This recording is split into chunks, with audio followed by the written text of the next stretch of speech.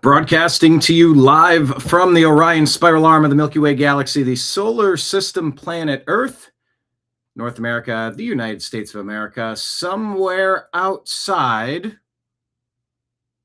of a congressional hearing. My name is Brian Engelman. Today is Thursday, July 23rd, 2026. And this right here, the thing that you are watching, well, it's got a name. We call it the TNAM Daily Show. Of course, TNAM stands for the New American Media, because the old American media has failed you. Can't seem to get our feed live on Rumble. Trying to confirm if we are in fact up and going. I think we are now. Technology can be so fickle and funny. Technology is great, except that it isn't. And it's great when it works, but then you wonder, what about the worst people in human history if they had a digital bullseye on you everywhere, in banking and lending and credit cards and fundraising and credit card processing, payment processing, websites, and your ability to earn a living. That might be troublesome if the wrong or undesirable people were targeted for abuse and harassment and deletion, essentially.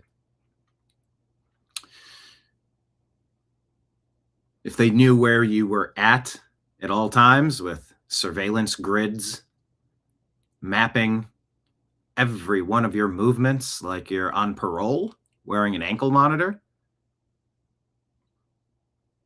That doesn't sound good.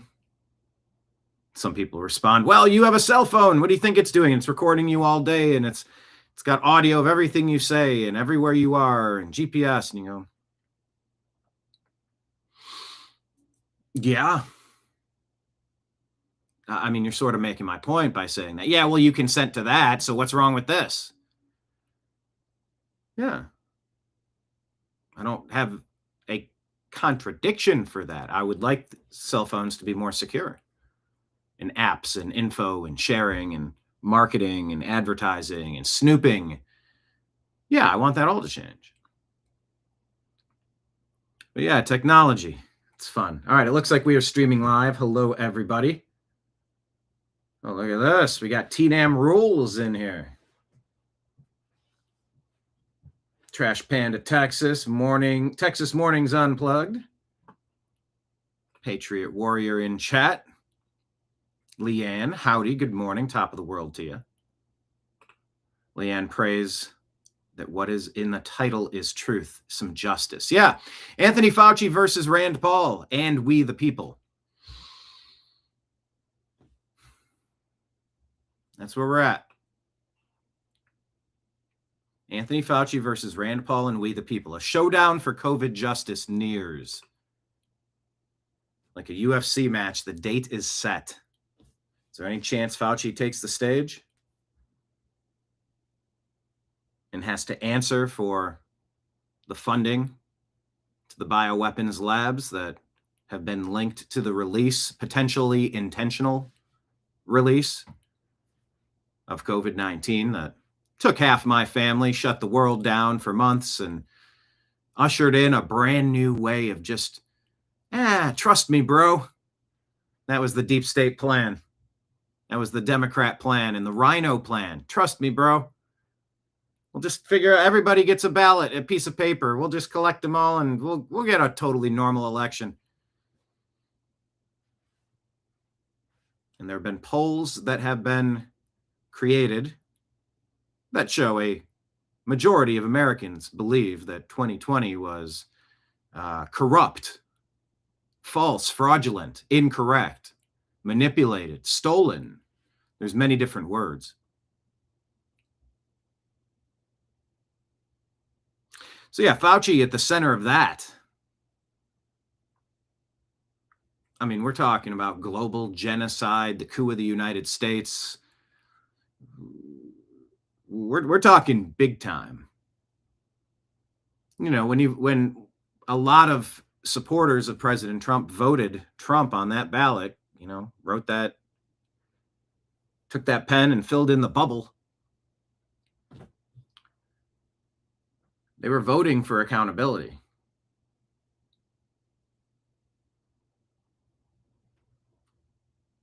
And that means indictments. That means arrests. That means perp walks. And so in the absence of these things, you have some people perhaps rightfully getting frustrated.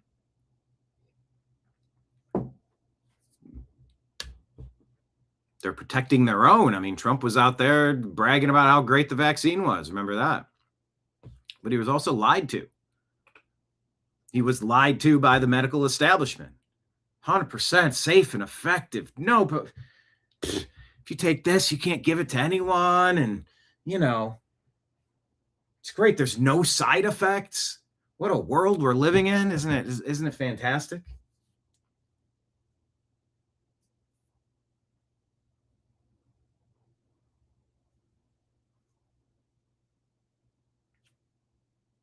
You said it with Epstein. You should say it about Fauci. If there's no indictments, and obviously with Epstein, you're chasing a corpse at this point, unless he's Palm Beach Pete or kicking it in the Caribbean with Biggie and Tupac. You want to see justice. It's not payback. It's not political punishment. A lot of people these days are into punishment. You can have like the parent-child dynamic. Maybe they don't have a lot of power in their lives, so they really enjoy the power dynamic of control and pain and suffering and, you know, reward systems, positive reinforcement, negative reinforcement, taking things away. And some people really live for that stuff. Kenneth, ballot? I thought I was going to the ballet. Why you? Yeah, power dynamics and interpersonal relationships, boyfriend, girlfriend, husband, wife, dating.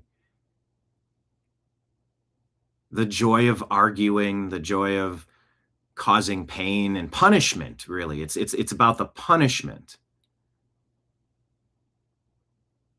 How many people have been discriminated against in the past 20, 30 years by the deep state Democrat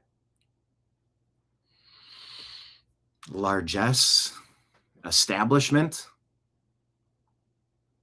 You know, enemy number one being straight, white, Christian, Republican, male, American. I'm sure you could add a few items on the checklist box there, but, you know, society has been pushing for a punishment. And getting shut down on social media, for example, if you were critiquing Fauci or the jab or the origin, the potentially intentional lab release, don't call it a lab leak, the potentially intentional lab release. China, out of China. China just what? Accessed 2/3 of American voter records? China with the birth tourism, China with the long-term plan to put Manchurian candidates into office to change this country, China that was benefiting off the third or fourth Obama term, whatever you want to call that Biden disaster. Yeah. What were we doing with domestic energy policy, global trade policy, money laundering, theft of resources, flooding the country with non-citizens to reshape the political landscape forever once you get people addicted to, hey, vote for me and I'll help you with housing, I'll help you with food, I'll give you money that we stole from these guys. That's a criminal enterprise. That's a mafia.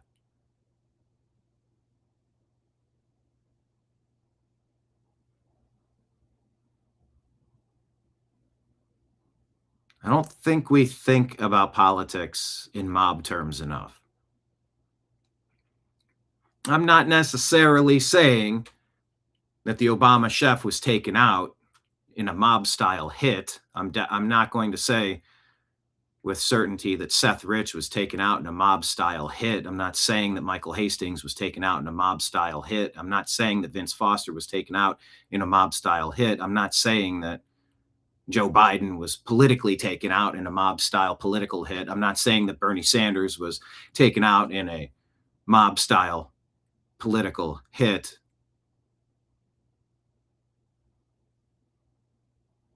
I could go on. I would also not say that Joan Rivers was taken out in a mob-style hit. I'm not saying that Butler was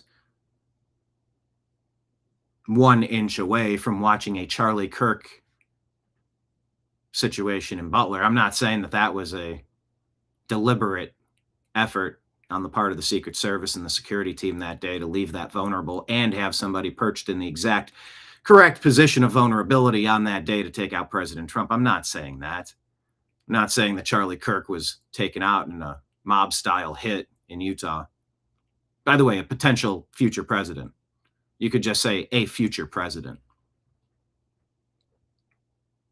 That dude had the male youth vote.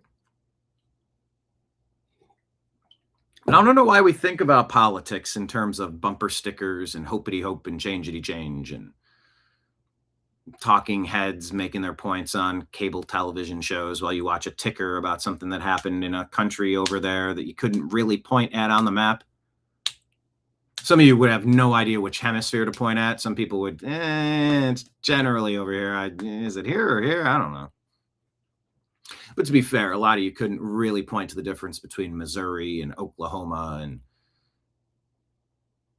South Dakota, Utah, Tennessee, Louisiana. I don't know, maybe. But yeah, Fauci's at the exact epicenter. TNAM rules over here in Rumble says, by law, we have to go after them. Plain and simple, F what anybody thinks.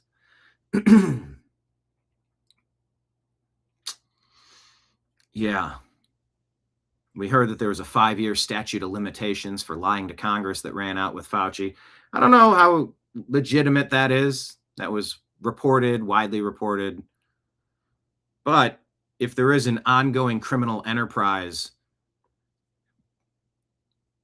perhaps to this day, to continue covering up information of the ongoing crime, because continuing to cover up the crime continues the crime, maybe we haven't passed that statute of limitations.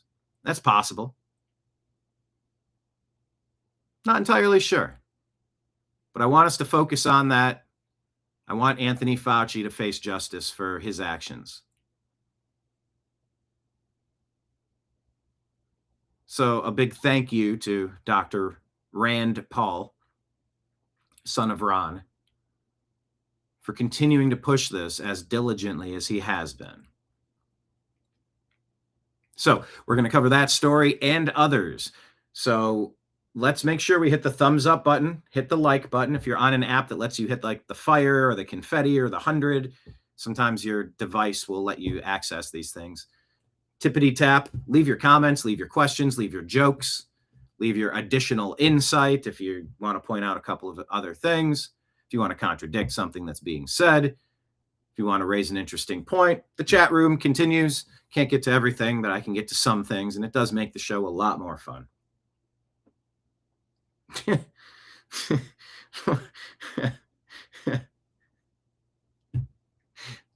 In Rumble, we have the ghost of Mitch McConnell leaving a comment saying, I'm fine now. Like the name of the title on our Rumble.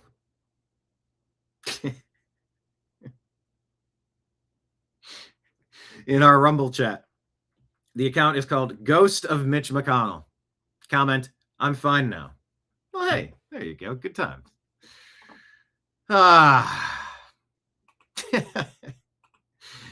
Yeah, fine. Keep the jokes coming. Also, keep your support coming. At the bottom of the screen, I'm laying this out for you because we are 100% fully crowdfunded. If you enjoy the show, you enjoy the types of stories and commentary and research and community that we're building here at the New American Media, the TNAM Daily Show, the Agree to Disagree podcast. Everybody, please go on your podcast device and find the Agree to Disagree show and follow us. We're trying to grow on every platform, including Instagram. Find us on Instagram. Just search The New American Media. You can also search The New American Media on Patreon, Rumble, and YouTube. And you can sign up for as little as $5. Just set it up on like a Home Depot card that has like a $900 balance or something, a $500 balance. You signed up so you could get 20% off when you got 2 new ceiling fans 6 years ago. Take your little credit card, sign it up on Patreon or Rumble or YouTube, and for as little as $5 a month, but you can also do 15 or 100 or 1,000, whatever you are capable of. Hey, it goes a long way over here. We try not to be frivolous with your support. I mean, there's many thousands that are needed every month to keep all of the, all of the normalcy, all of the things that are needed to just get by another month. You guys all know. You folks know. Look, I was coached early on to not say you guys. Michelle, I'm saying that.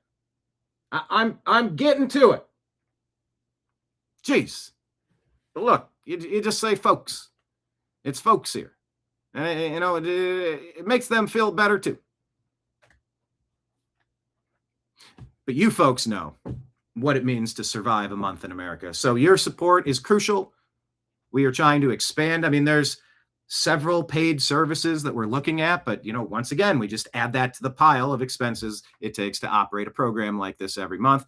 But your support is really helping us. So Patreon, Rumble, or YouTube, please consider today being the day you sign up to make a subscription pledge, as little as $5 a month, $60 a year. Or if you just want to toss some silver coins into my tip jar back here at the bar. Once again, as I've said on previous shows, my name's Brian. I'm the bartender. I'm Brian the bartender, and we're going to talk about the stuff on the TV screens behind me. That's what we do. We scroll through the TNAM Instagram page. We scroll through TNAM on Twitter X, and we talk about what people are talking about. But if you want to throw some one-time tips into that jar, you can do it with a Rumble rant tip. You can do it with a YouTube super chat. You can also do Venmo or Cash App. That's at my name, Brian Engelman. Or through PayPal. The email address is fuzzinstallment@yahoo.com. That's all scrolling at the bottom of the screen. So instead of me selling you coffee or pillows or survival seeds today, I'm making a plea to consider direct crowdfunding, because as of right now, I just checked on YouTube Studio. We had to edit out content that commandeered our advertising revenue from a show a couple days ago, because one of the segments where we scrolled past our X feed had the new Rocky movie on it. And MGM said, no, we want to take all of your advertising money today because you were promoting our movie for free, even though you have a fair use authorization right to do so, to provide unique, original, transformative, educational commentary and punditry based on playing pieces of things and talking about it. YouTube took that content and said, nope, all your ad revenue from that day, it's ours now. Belongs to MGM. The way it helps us at the New American Media is direct assistance, direct funding, because I can't trust YouTube. I can't trust Facebook. I can't trust Meta. But while we're here, we're going to be on all these platforms, and we appreciate your support. So we'll talk about Fauci, and we'll talk about 100 other stories on today's program. So click that little arrow button. It copies the link, or it asks where you want to share the show to. Share the show to a couple of your friends through text message, through Facebook Messenger. Share it on X right now and just say, hey, we're unpacking the news live together. The comment section is fire. Join us. Invite all your friends to this fine dining establishment for lunch today, as I'll be the bartender working off tips. So, as I like to say to launch these programs, buckle up, buttercups. The TNAM Daily Show starts now.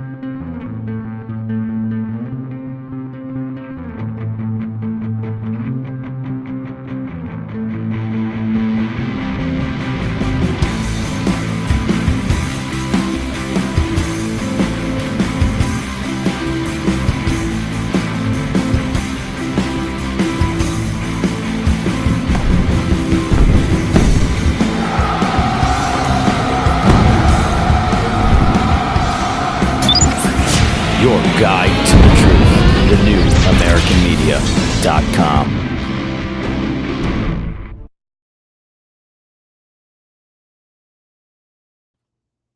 All right, everyone.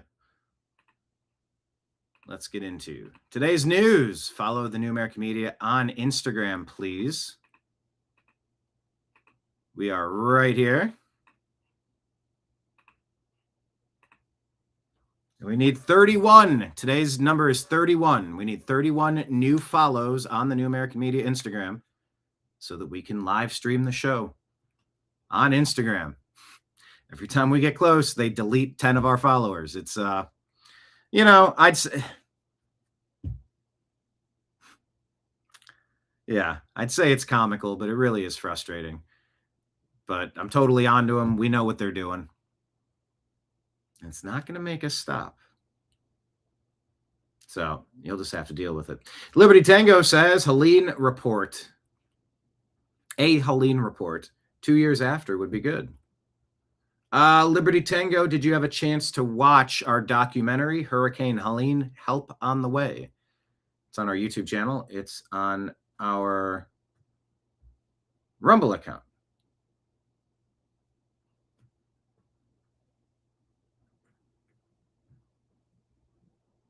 All right, just got a bat signal message. Got to kind of glance over at that one.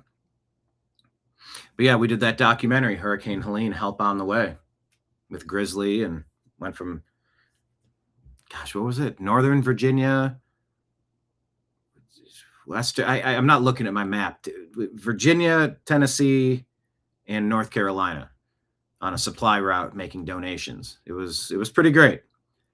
That was when Build Your Own Bug Out Bag actually became more than just the idea.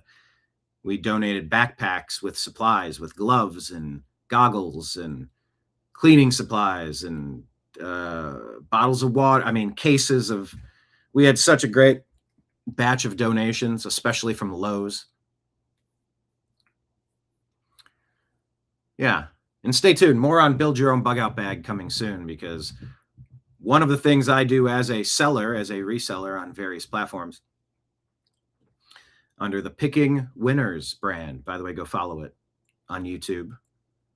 Where else are we at? I guess we have a group on Facebook, Picking Winners Resale. But yeah, survival supplies, and basically buy a box. Do you want a radio here? Do you want potassium iodine tablets? Do you want flashlights? Do you want headlamps? Do you want gloves? Do you want, what would you like to build your own bug out bag to include? Do you want some survival books? Do you want, yeah. That was when we did that, Hurricane Helene, Help on the Way. Okay, Liberty Tango said, yes, I did see Hurricane Helene, Help on the Way. Excellent. And I'll also order a margarita, please. Yes, on the rocks or salt or tajin. Tajin is the San Antonio way. That's pretty good. All right. Spencer Pratt says, well, the next governor of California just told everyone to avoid California Mexican restaurants like Tito's Tacos and Don Antonio's. Instead, you should go to an illegal street vendor who doesn't pay taxes nor follow any health codes. And he thought, yeah, let's post that on Maine. California, Javier, I don't know how you pronounce his name, Becerra. This is that same question we had yesterday with Mom Donnie. That dopey commie was asked by, I believe it was a Fox News reporter, like, well, how would you feel if you were part of, if you had a grocery store, a bodega in New York, and then a government store came on the other side of the block and ran you out of business? And he said, well, if my store could be run out of business by one company, then I probably don't deserve to be in business. Huh? Do you know how punitive California and these leftist deep state states, how punitive these conquered lands inside of America make it for an entrepreneur to succeed, meet minimum regulation criteria, the paperwork, the hassle, the inspections, the payments, the fees. The shutdowns, the threats, the intimidation, the taxes.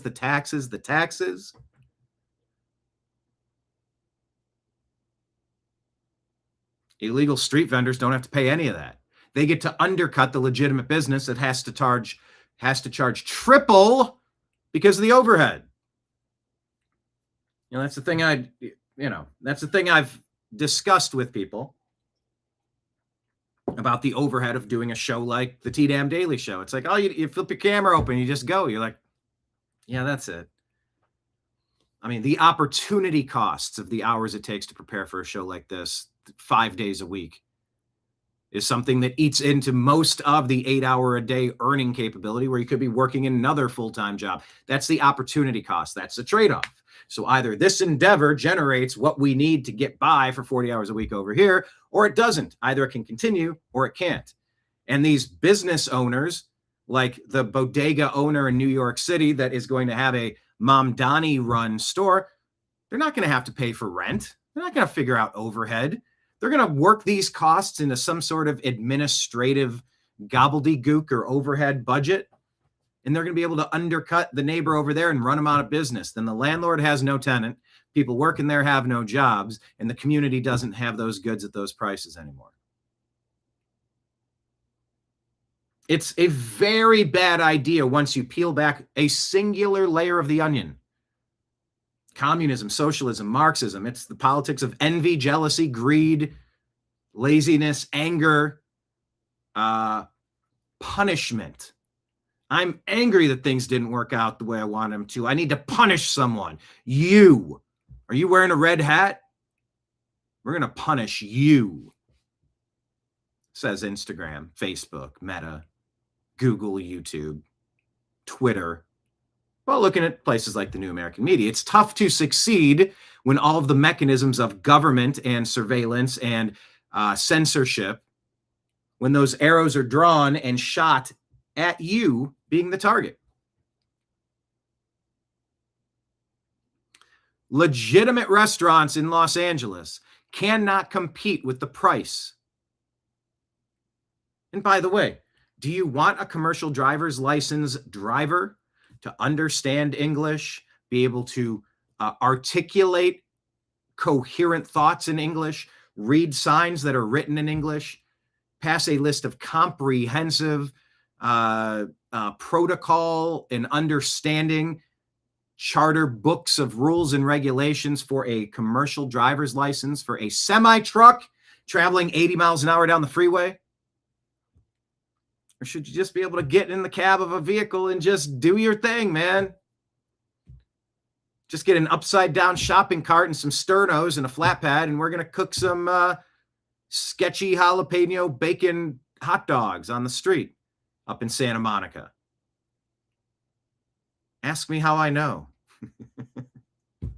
Or on Santa Monica or Sunset. I think it's probably I've probably had more than one sketchy street food item. And look, you got to love the hustle, but you can't, because you can't make it easy for lazy actors or reckless actors to get an unfair advantage over the person literally right there. I don't mean figuratively. I mean on the sidewalk, in the street, and there's a business right there. It's that Eric Garner. I'm selling untaxed cigarettes for less than this guy. Buy them from me. Nobody in their right mind would say, oh, well, there you go. Obviously, let's go execute that human. That turned into a big rallying call of the deep state, of the globalists, of the fomenters of discontent, the race baiters, the dividers like Obama. Every issue had to be turned into something that could find the bad guy. And guess what? That usually meant more arrows were aimed in my general direction for the crime of existing. But no, you can't have an unfair advantage over the companies that are trying to do things the right way, trying to employ people, trying to pay taxes, trying to just go along to get along. They want to do the right thing. They want to be left alone. Then you're undercutting them with this. This guy is going to be the new governor of California. And if you're going to buy a street taco, buy a real street taco, not something from one of these, I'll leave it at that. All I know is that there's real food in California, and there are real street tacos, and you don't get them in some establishment that's been around for a long time. You get it on the street from the guy who's been making it for a long time in his. This dude has a broken brain. If someone has invested into the community and been a law-abiding, upstanding member of the tax-paying community, paying a rental or lease agreement with a landlord, working with banks, long-term investment, purchasing the building outright, paying taxes, employing people, putting people on payroll and paying into that batch of taxes, and serving the community in a positive way that the open marketplace of ideas has rewarded with more business so that you could be there for a long time. In the same breath, he says, don't buy a taco from an established place that's been in a location for a long time. Buy it from some rando who's been cooking for a long time.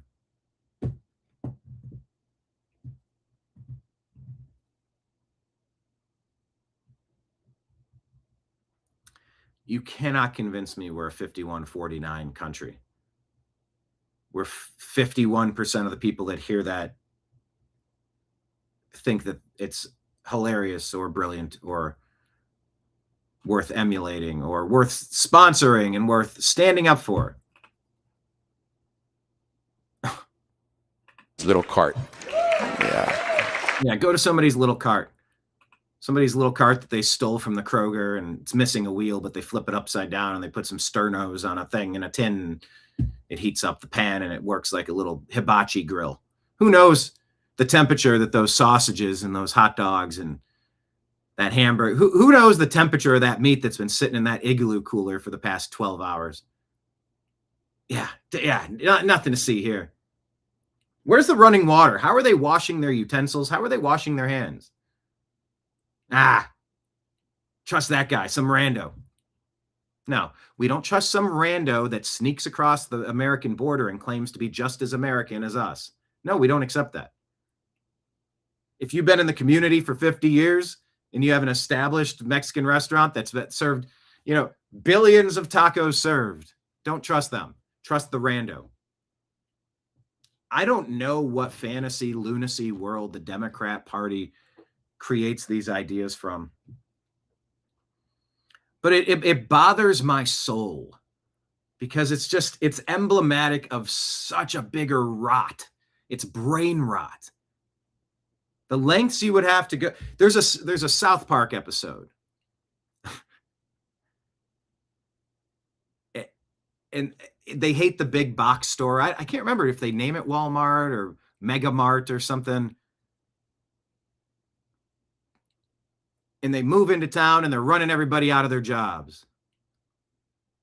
And so they all support this little guy's company. And so that little company gets bigger and bigger and bigger, and they destroy the big place. I don't know. They burn it down. They attack it. They, whatever the case, they destroy it, run it out to, And then that little place becomes successful. And then it replaces that other store with its name out front. I can't remember if they go after that one again at the end of that episode. But it's just looking at success and saying, I want to destroy that. I don't know. I don't know that much about that business. How could that be real food? I don't consider that to be real food. That's not Abuelo's enchilada. Oh, that's not Abuelo's enchilada. Then get a storefront, open a business, go through all the health protocol checks, pay your taxes, invest in your community. And if your stuff's any good, you'll be there for 50 years. But just trusting someone because they don't have experience?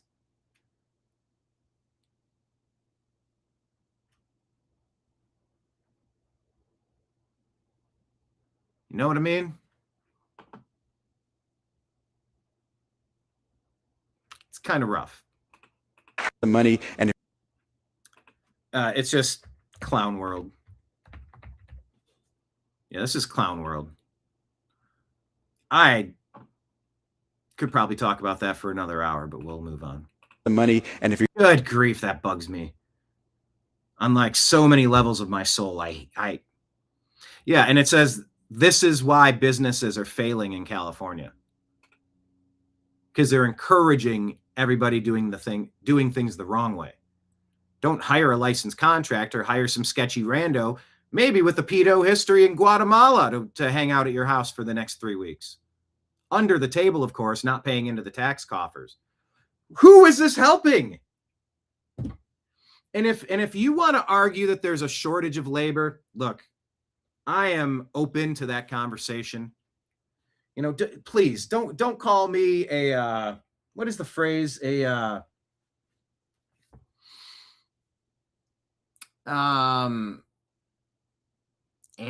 Mass amnesty supporter. H-1Bs are not the same as people that work on construction sites. No, H-1Bs are kind of, America should be cranking out more than enough people to handle the technical jobs that H-1Bs are replacing American workers with. Period. Full stop.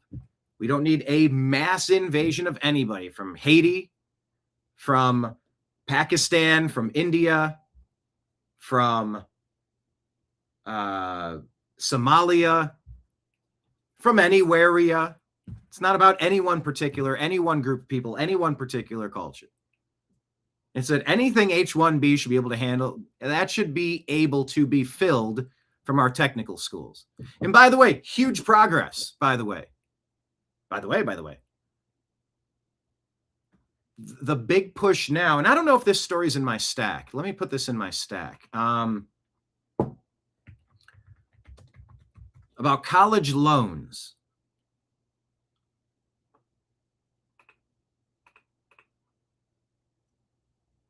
If you can't prove that your college program is putting people in a better position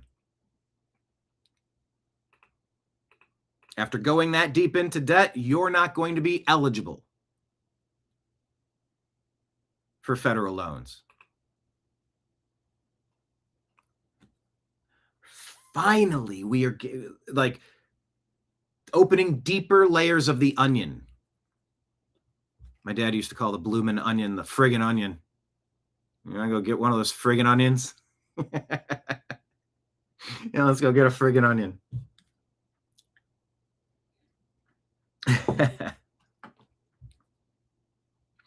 But now you're getting to it.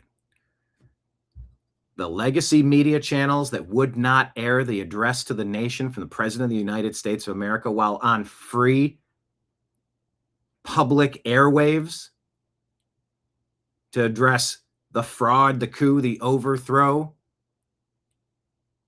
of America through a intentionally flawed, vulnerable, hackable, cheatable system that the mafia set up, and plenty of rhinos are in the mafia. You go after the megaphone of the left. Act Blue, the funding, paying people to vote. You go after the funding of the left. USAID. But the education system. Kids going $100,000, $200,000, $300,000 into debt. Basket weaving, gender studies degrees. They don't earn money in the workforce. There's no jobs. There's no market for useless. What jobs are available? Let's train you for those. And by the way, if you want to take a 16th century French literature master's program course, it's America, buddy. Have at it. Happy for you. But the government doesn't see the value in spending 6 years obtaining a master's in 16th century French literature or gender studies or basket weaving or whatever. You take out that loan on your own and you pay it off. We are not co-signing on that. That doesn't seem to be a good investment for us. We need STEM training for people to fill high-level jobs. But I got to the high-level jobs basically by saying, if there are people needed in the construction industry and we just don't have enough people, I have no problem with a national program of temporary visitors that have gone through the full, complete background checks, that have to be paid above the table and have to have the taxes taken out. Hospitality workers. They do the jobs you don't want to do. They're the maids and they're the cooks. Yeah, I've worked in temporary staffing. And one of my biggest problems was selling accounts that our staffing department couldn't fill. Now, is that because of the incompetence and or unwillingness of the staffing managers to do their damn jobs? I have thoughts on that, and I think that could definitely qualify in some cases. But also, there's just not enough of a workforce in those particular industries. Who's going to pick the crops? Guys, at equal wages, with taxes taken out, farms try to recruit as many able-bodied Americans as possible.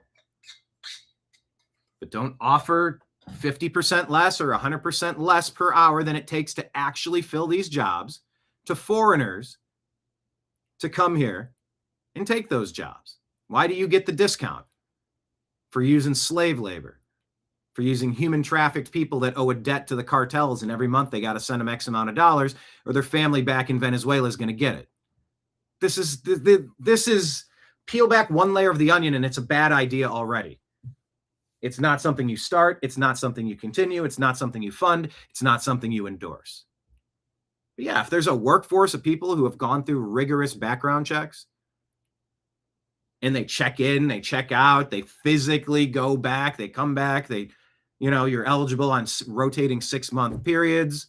You don't get, it's not a pathway to a green card. It's just a purple card that says I'm a temporary worker. I have no problem with a group of people in different industries having groups like that.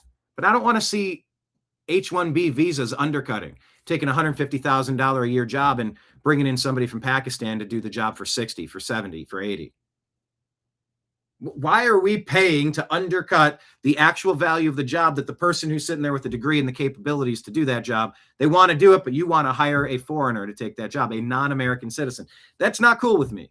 And that's really not cool with 95% of you if you understand the situation and you're not personally profiteering off of that arrangement. Yeah, there are moments during my shows where I think moments in time are linchpins to 17 super important stories. And just look at all the California companies that have moved out of there. You want to know why businesses are fleeing? Why tax-paying citizens, American citizens, are fleeing blue cities and blue states? You're encouraging all the wrong things. Yeah, that's real food. Yeah, that's real sketchy with that broken igloo where the top isn't even sitting on it properly on a bag of melted ice.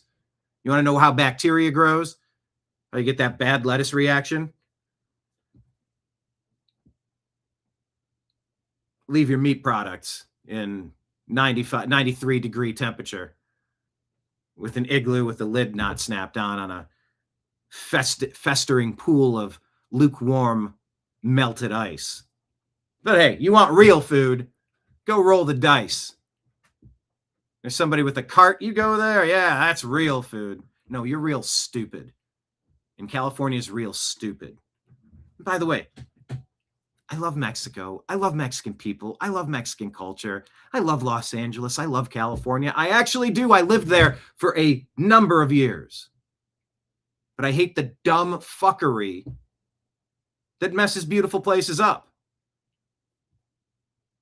Love the sinner, hate the sin.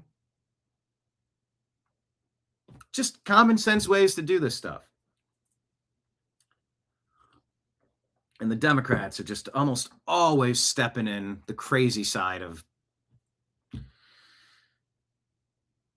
reality. On that same. Here we go. Let's continue the crazy side of reality.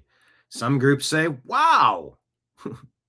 I feel like I'm wasting my time having this conversation whether dudes should be able to creep on girls in the locker rooms and punch them in the face in a boxing ring or in MMA or elbow them in a game of basketball or spike this volleyball onto the head of this little girl on this shorter net.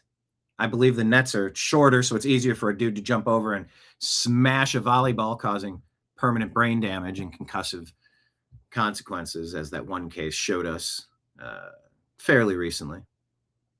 Sophie Cunningham, America's it girl, talking to woke reporters, says millennial Republicans, about the topic of dudes in lady sports. Your daily dose of sanity to offset Xavier Becerra in California. Same vein, in that story with ESPN, you talked about wanting to protect young girls who shouldn't have to go against biological men. Just can you expand your viewpoint on that? I mean, I think I said what I said. I think I said what I said. And by the way, why are you saying biological men against men? We don't need the additional disclaimers. I will never say that I'm cis. That's a slur. I'm good. No thanks. I'll pass on that.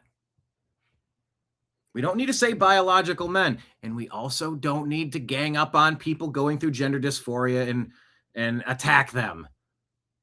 But you protect girls in girls' spaces. And this is not a conflicting issue. This is not a coin flip issue. This is 9 out of 10 people want to protect the girls in the locker rooms and the girls in competitive situations. If any girl wants to claim that she is strong enough, smart enough, and doggone it, people like me, like Stuart Smalley on Saturday Night Live. Remember that? Go for it. I think Sophie Cunningham kicked an extra point or a field goal for her high school football team. I don't know if she was their full-time kicker or not. But yeah, protecting girls in girls' spaces is it's the fact that we have to even discuss this is a little absurd to me, but it is what it is. Sophie Cunningham. it's kind of common sense. And I think I'll always believe in that. I think it's really important to protect children. And that's little girls who are also involved in that category. And so I stand on what I said, and I always believe that. Yeah. Do you see your advocacy on that, like, taking any form going forward? You know, I don't know. I'm not a very political person, but I do have beliefs. I have morals, and I'll always stand on those and be true to who I am. And I think people are going to take it how they want to take it, but I've never even really said anything about that. And so when it comes just to protecting young girls in sport and women in sport, I feel very strongly about that. I think that's why you have Title IX. That's why you have some of the greats in women's sports. If Title IX and women's sports weren't protected, then you wouldn't hear about any type of women in sport. And so I think in the future, it's just really important to protect. Do you think, I guess, along the line like that, it goes against perhaps some people might say, hey, for the trans community, this could be something that could come back on us or be targeted against us. Like, how do you, I guess, view that sort of critique? You know, like I said, I extend love, and I don't dislike anyone. Like, I think there's. And by the way, that question was maybe one of the worst questions ever. The question made no sense. It was just to say the word trans community, question mark, question mark, question mark, question mark. Huh? I didn't quite get the question. What was the question? Something and something and something, trans community, something, question mark, question mark, question mark. Huh? I didn't I would have asked her, or asked that dude.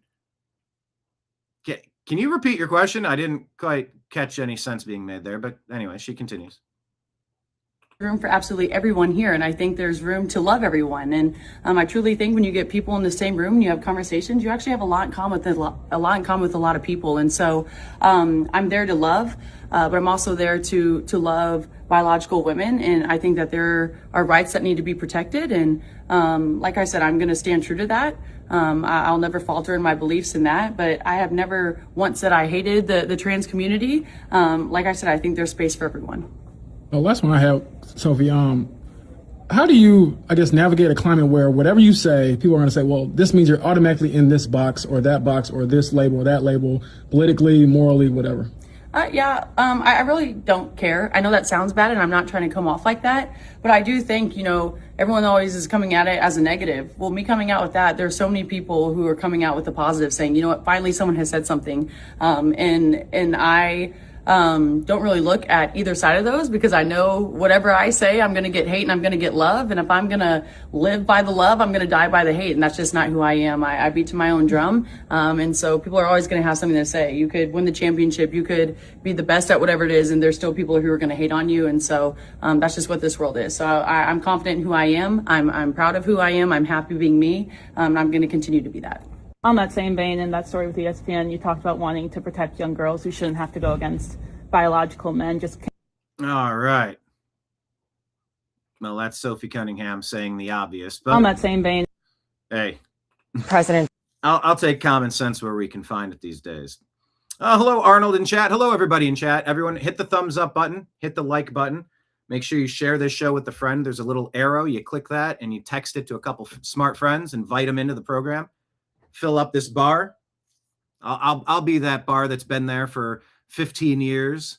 That Xavier Becerra is saying you shouldn't go to that restaurant. They don't have real food there. Screw you, Becerra. I've got a real restaurant here. So invite your friends. Hit the share show button. Send that message out on X, please, and just share this show live. However you're watching on Rumble, on YouTube, there's a share button. Post it. Copy the link and text it. Copy and paste it to a couple friends in Facebook Messenger, a couple people on X, some chats that you have going on on X rather. How about in your personal messaging? Shoot an SMS message to somebody with the link and go, hey, you're smart, you're funny. Come on in here. We're talking about all the stories. Yeah. McCobston says there may be a shortage of labor, but there's no shortage of ghost jobs. Oh, yeah. Ghost jobs, ghost students. Look, there has been so much that's happened. So much that's happened to scheme and scam the system. Say that 3 times fast. Scheme and scam the system. Scheme and scam the system. Scheme and scam the system. Glitch. It's like a Max Headroom, like a click. Anyone remember Max Headroom? Look, I am a connoisseur of American pop culture. I hope there's not too many references that are too obscure for me to draw an analogy toward or drop into a casual conversation. I was listening to Conan O'Brien. There was a clip. He was with some Simpsons writers and they were doing a podcast. And he was talking about how he used to put in old 1920s movie references. What do you say? It's a Wonderful Life or something else. Or 1940s, 1950s political scandals like the Teapot Dome scandal. Just throwing that into a cartoon in the mid 1990s. Just if you don't know what's going on, there's just a scene. But if you happen to catch the reference and it shows them doing the same thing, like it was drawn based on the movie from 1941 or the scandal from 1958, and you know the background, it just makes the joke funnier. But yeah, there's so much. Every system that has been set up in America was designed not to emulate a 1940s political scandal, but to emulate the way that a mafia would rig the system to extract the maximum amount of resources from it, like a parasite. And it's clever. I get it. But you've killed the goose that laid the golden egg by laying $37 trillion on a credit card that you think we owe. You've lost your consent of the governed. This message goes to the rhinos, to the deep state, to well, I guess the rhinos would be the gross part of the Republican Party, the entire Democrat Party, the DSA, the socialists are coming. 1 if by land, 2 if by sea. The socialists are coming. I get why they'd try to extract as much as possible and bloat the school system and the teachers unions and taxes, just confiscate from everything around you. And you just keep growing. And it's like, you can't keep you can only wring the towel so far before it stops dripping liquid. There's nothing else you can wring out of this. Yeah, you can manipulate the currency system since 1913, the Federal Reserve, the ADL, the income tax. Fine. Good. More power to you. I get it. If you ruled the world, wouldn't you want to make sure that you can kick back your feet, relax, smoke a cigar, have a nice cup of coffee on your palatial estate, knowing that everywhere, every transaction is like an office space, a minuscule portion, a tiny percentage of a penny per transaction, and over thousands of transactions, it adds up to real money. Millions and billions of transactions turn into real money. I would set up a system that way, but they got too greedy. The interest rates are too high. Why are we paying more than 2 to 3% maximum on a mortgage? Shouldn't that be like one of the best ways for people to get ahead in American society is to find a place, get in there, clean it up, update it, fix it up, maintain it, work in the community, make the community a little nicer, a little better.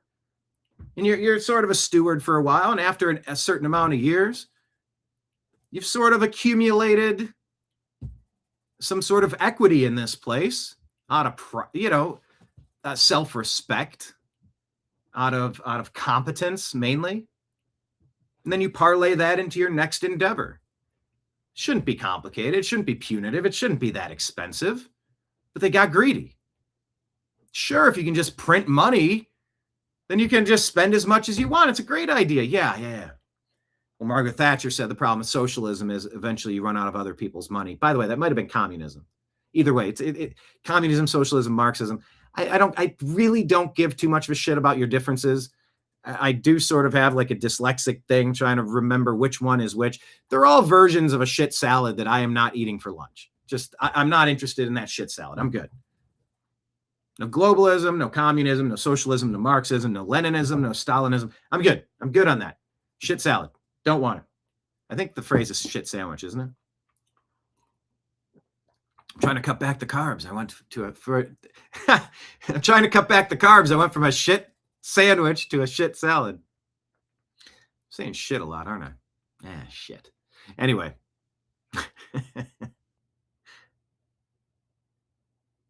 Yeah. There's a lot of philosophical issues going on. And I would have done the same thing to the currency. But they killed the goose that laid the golden egg. You want to be a part of a union that's going to try to fight to get you some more guarantees, some longer vacation time, some better medical coverage. I get it. We all get it. That's great, sort of, until you realize that almost every union, and maybe I could remove the word almost, teachers union, you kill the goose that lays the golden eggs. You take too much. You fight too hard. You create too many fake house on fire, chaotic moments screaming that nobody believes the boy who cried wolf. People are sick of being taxed to oblivion through property taxes just to fund more reckless, wasteful spending. And by the way, to overpay unqualified, radicalized, hardcore, globalist, Marxist, socialist, communist, deep state teacher indoctrinators to break the brains of your kids who are also watching this drivel reinforced on the legacy media companies that are collecting all that free benefit of being public airwaves, but not even airing the address to the nation from the President of the United States. Point being, getting down to the core of what's going on in our education system, paramount. Absolutely paramount. Liberty Tango says 500 of my property taxes go to the schools to dumb down the children. Taxman said, that's just the way it is, sir. Yeah, taxman don't care. Hey, raise your hand if all of a sudden you need to pay $150 more every single month to live. Raise your hand. Raise your hand. Raise your hand if you're sure. Just one day, some tax man, and it kicked in last month, $150 flushed down the toilet every month because somebody somewhere said your place must be worth more now. Oh, is it? Does that mean I'm worth more? Does that mean I have a disposable $150 extra each month now? You want why? Because what? Yeah, property taxes, teachers unions and, government. Look, we got our reasons, all right? Forget about it. Yeah, they always got their reasons, don't they? Yes, Macabston, all the isms. I'm an anti-ismist. He's an anti-dentite. I'm an anti-ismist.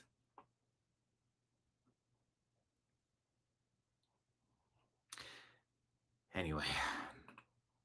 A couple of stories that you pointed out in chat. I did grab on X during that rant and tweet out, so I will be able to cover that in our rapid fire rundown. By the way, at the top of the hour, it is a great time to remind you We are 100% crowdfunded here at the New American Media. Please consider signing up for a subscription, Patreon, Rumble, or YouTube. One-time Rumble rant and super chat tips. By the way, you can do it more than one time per show, actually. If you want to throw $5 or $10 or $100 into the tip jar, Rumble rant tip, super chat tip, or if you want to send something, Venmo or Cash App, it's my name, Brian Engelman, or PayPal, fuzzinstallment@yahoo.com. All right. President Trump. We don't tend to cover or overly cover or breathlessly cover or cover in a panic what's going on in Iran. Shall I provide my official take? I think it's fairly obvious it's going to be a net positive if the Islamic supremacist regime of the IRGC is no longer holding the Strait of Hormuz as a choke point, funding countless, not countless, but counted terrorist organizations, developing nuclear weapons, causing problems in the region for all of their neighbors. Name me a neighbor that loves Iran. I'll wait. You got a crazy guy on the block like this? Tell me which neighbors are happy with this crazy neighbor. I don't want to be there any longer than we need to. I don't want to drag this out. I don't really understand why we're trying to negotiate with the IRGC. Although I do understand now that the opposite of trying to negotiate with the IRGC is regime change and putting somebody in a position of power. It sort of worked in Venezuela, kind of to the next person up, next man up, which is a woman, by the way. And then, hey, let's work together and let's get some of this stuff. Let's move on. Let's start a new chapter here. It's dicey. It's not doing anything good for our gas prices, and this is not good for midterm season. It's not. People vote with their wallet books. It's the economy with their wallet books, with their wallets. It's the economy, stupid. But it's also about the high cost of war. I've often said it with trapping and neutering cats. In my Los Angeles community, we got about 130, 140. I forget which. What did I say? 135, 130 of them. Stray cats living under our 25 buildings, spayed and neutered, and then vaccinated, and then ear tipped, and then let back out on the streets to keep breeding cats away. They maintained a feral cat community that didn't welcome outside breeding forces. They weren't multiplying, but they locked down the area and held things stable for a while. Much better than the previous system of letting things run rampant. My point being, I often said the only thing worse than the time, the expense, the headache, the frustration of doing the TNR program was not doing it. The only thing worse than doing it would have been not doing it, because it would have just gotten so much worse. So I reserve in my brain the potentiality, the possibility that the President of the United States, the Commander-in-Chief, is correct in saying we are better without this regime in power. That's possible. But how many times, from Afghanistan to Iraq to Syria to Libya, I mean, how many times does this go?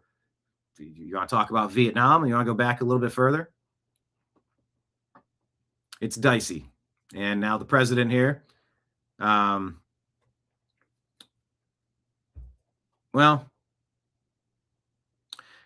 dignified transfer, service members, KI aid in the Iran conflict. And here's the president discussing it. Here is going to be addressing the dignified transfer. Let's listen. To honor our heroes, and they are indeed great heroes, actually. They said, and all of them said very strongly, we cannot let Iran have a nuclear weapon. They won't have a nuclear weapon. So we're going to honor them. And one of the hardest things to do, for me, it's one of the hardest things to do as a president, but has to be done. As we go to honor these soldiers, do you have an update on the investigation as to how they were killed in Jordan? No, they're doing that. That'll be released. You know what? It was Iran targeting barracks. I don't know. Well, they're going to pay a big price. There's a report that Iran targeted the barracks. They're being decimated. Is that report inaccurate? Yeah, please. Sir? I mean, she's asking the question twice now, but he said they're releasing the report with the details. I don't think he's getting into the details here. Families of fallen soldiers, when Americans are wrongly against this war, how do you ask them? Well, Americans aren't against the war. A poll just came out. Americans don't want high gasoline prices, but they're not against the war. That just came out loud and clear in a poll. Nobody wants Iran to have a nuclear weapon. Do you want Iran to have a nuclear weapon? You think it's good? Go ahead. All I'm going to say is we love you. We love your child, and that's what they are to them. They're their children. There's no games, no nothing. That's their child.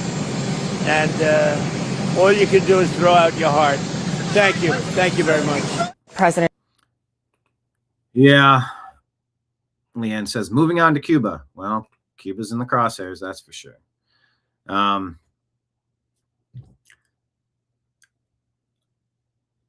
Biden regime was criticized heavily for not seeming to give a shit about the service members' lives lost in Afghanistan, and just didn't really seem to appreciate the military. And I think a lot of that was reciprocated. I don't think a lot of the military really cared for that regime either, for obvious reasons.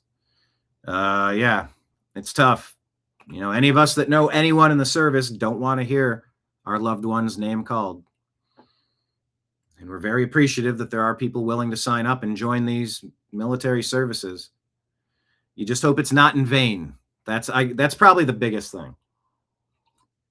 You hope we're not backing the wrong horse. And by the way, global politics is always like, I got to root for the Yankees. I got to root for the Red Sox. It's like, I'm rooting for the Indians over here in a totally different division. Yeah, but if they beat them, then they're going to have the tiebreaker, and then that'll give us the easier path. It's like there can be three-dimensional chess happening. You can have friend of your enemy of my enemy is my friend. It doesn't make them your friend.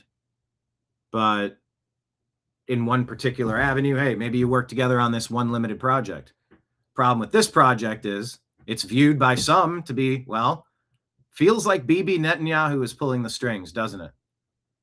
Did he actually get Trump by the short ones with videos with Epstein? Despite the fact that Trump is the one that actually testified for, I believe it was 2 days in a row. He called back the prosecutors, the only one to turn state's evidence to give all the information he could because he hated the guy. And then it was with Bill Barr and his Justice Department that had him in a cage until he decided to take himself out, unless he wasn't taken out. And so Bibi visits, and then we bomb Iran, and then we do it again, and Kirk was against it, so Kirk was taken out because Israel's behind every plot on earth, say some people who were with the MAGA team, but now I don't know where those people are at, if they think that Trump is compromised by Epstein and Israel. You can't vote Democrat like Nick Fuentes said. That's breaking your own nose to spite your face. That doesn't work. But then you have the National Defense Authorization Act just really intertwining the United States and Israeli budgets and technology and resources and military in a way that's making a lot of people uncomfortable. It's one thing to help somebody out for one particular mission. It's another to say, hey, we're going to be forever partners. Anyone here been married and divorced? Forever isn't a real term.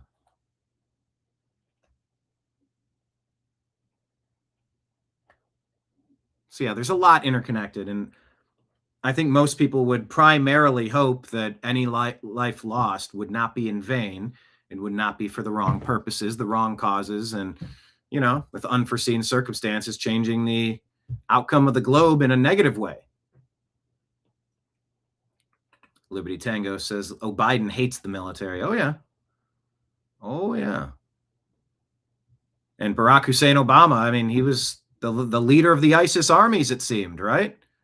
Many people have talked about that quite clearly. That it was essentially like he was the commander of the ISIS army. Maybe you had Eye Patch McCain, maybe you had real McCain and Lindsey Graham, or you know, some of the usual suspects in on it too. President Trump. Because, hey, if it can pin the tail on Russia, if we can fight a proxy war in Syria, it just gets so convoluted with the deep state and who's backing who for what purpose and why. Oh, it gets complicated and convoluted. America. All right. Here's a brief back and forth I happened to catch here about immigration. What is America? What should we do and who should we let in and for what purpose? And is everything the same? Or are there key differences and unique standout components regarding immigration? You don't just paint with a broad brush. There's a very specific portion of immigration that could be positive, but that doesn't mean a large swath of it is not. But there are differences. Take a listen to this. I found this interesting. America was built on immigration, and if I'm correct, Trump's wife is an immigrant. That's true. Okay then, America was built on immigrants doing the jobs that Americans don't want to do. Now they got music here. I don't want to play the music. Can I take the music out and play the words? I would say that I think there's a difference between immigration during the Ellis Island period where you had... Okay, Ellis Island period. 1600s, 1700s. Very different immigration situation at the time. Very different.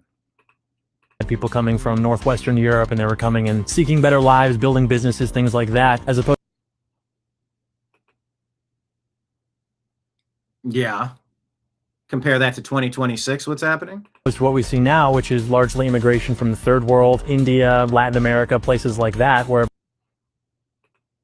Very different cultural practices, teachings, acceptability, leniencies, I guess. People are coming and they're simply just different. They're culturally incompatible with what we've built in America, and you see that. What is culturally incompatible with what's been built in America, what we've built in America? I mean, it's supposed to be something that you don't see from these blue cities, where the forced migration and replacement of American citizens. And by the way, you get it demographically because American citizens are having fewer and fewer replacement babies. If you have fewer people paying into the system and helping run the economy, then it's going to hurt the economy theoretically, but it doesn't address the issue. It just kind of exacerbates it. That because when they build businesses or they build communities, they exist as, you know, communities of that ethnicity. They wave the flag of that place. Somalia, Somalia, Dearborn. I mean, look at Dearborn. These are satellite countries of that other country. And the goal is not to assimilate. The goal is to infiltrate and dominate. I don't want to change this place into Somalia. I don't want to change this place into anywhere. And it's not about Somalia. It's not about throw a dart at 20 places. I don't want any place to start building out to try to change this country. I want assimilation into what's here. This is our team, and if you want to hang out in our locker room, wear our jersey, and catch passes for our football team, there's a way that we do things. You assimilate to us, or else you can go. It's not hateful to anyone in particular, other than to someone that doesn't want to abide by that. It's a pretty basic request. I'm not going to go into somebody's house and demand they change their curtains. Are you out of your mind? Are you out of your mind? Get invited to somebody's house for a barbecue and you say, all right, well, how about Monday, you call the carpet company and we pull this all up and we're going to put a beige. Your carpet and tile scheme is hideous. Why don't you do that? Huh? Why don't I do what? Yeah, to change the carpet. For you, the guest? Yeah, I don't like it. What would you say to your house guest at the barbecue if they don't like something about your house? Pound sand, go to hell, screw you, buddy. We don't want to be changed from the outside. We want an assimilation. We've got standards in this HOA. You have to cut your grass once a week. You can't leave your garbage can out at the street 6 days out of the week.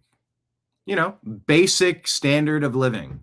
And if you're coming here from the third world, your basic standard of living can be something that lowers the percentage of expectation.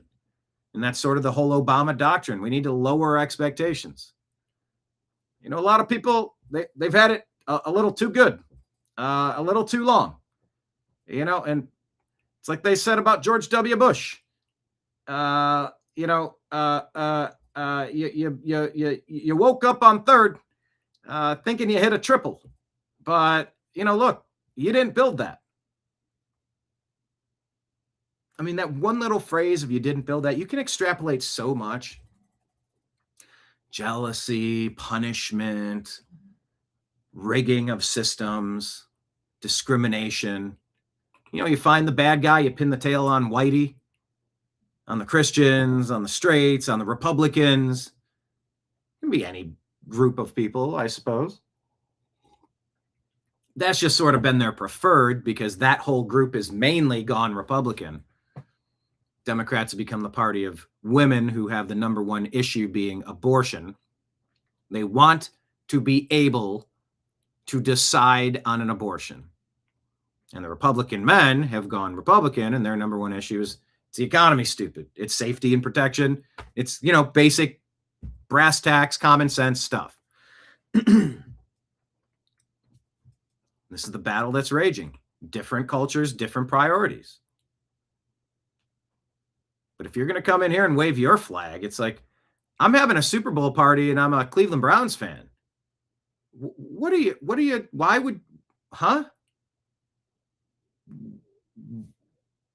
Why would you be here with an Arizona Cardinals jersey on when we're trying to win the Super Bowl and this is a Browns party and it's a Browns party? And I don't know, maybe you can root for your thing and maybe you can have your jersey on and cheer, like, okay, like I get it. You're on the other team. We're adults here. You came from somewhere else. You're from Scottsdale and you're a transplant. All right, I get it. I just like, hey, maybe I'm in Los Angeles as a Browns fan. And it's like, I'm a transplant.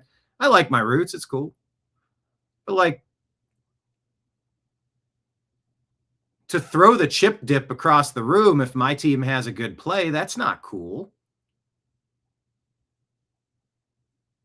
To smash an empty beer bottle over my head if a referee call goes the wrong way, like, we're not doing that. And there's a huge crossing of the lines that are happening with these air quote immigrants, because now here's the thing.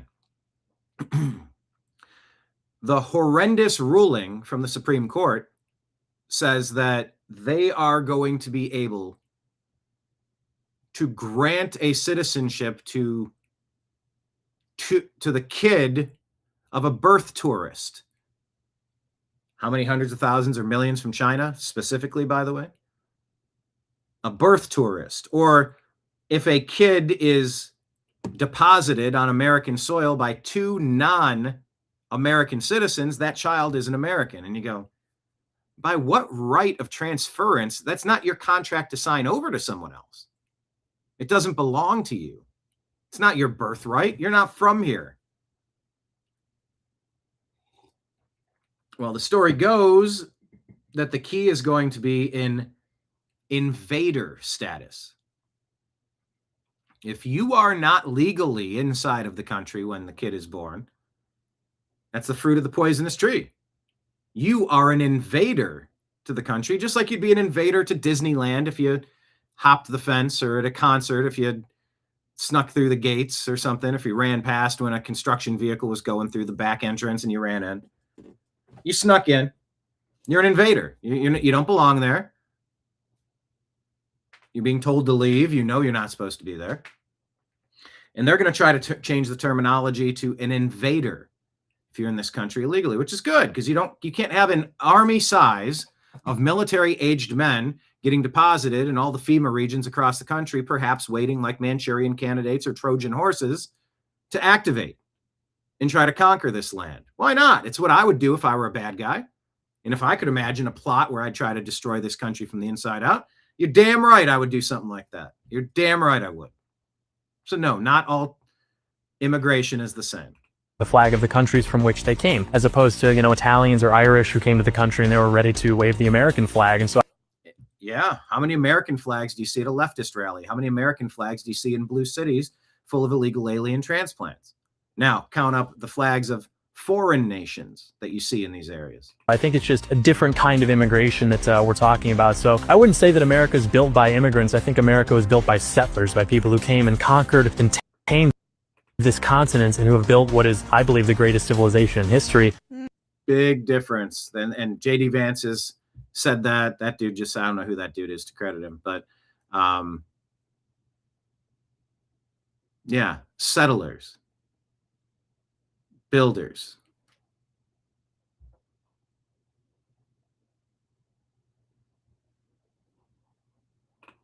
No, she thought she had him, but there you have it. America was built on immigration. Okay, let's keep it rolling. America was built on immigration. All right, let's bounce over to our X account.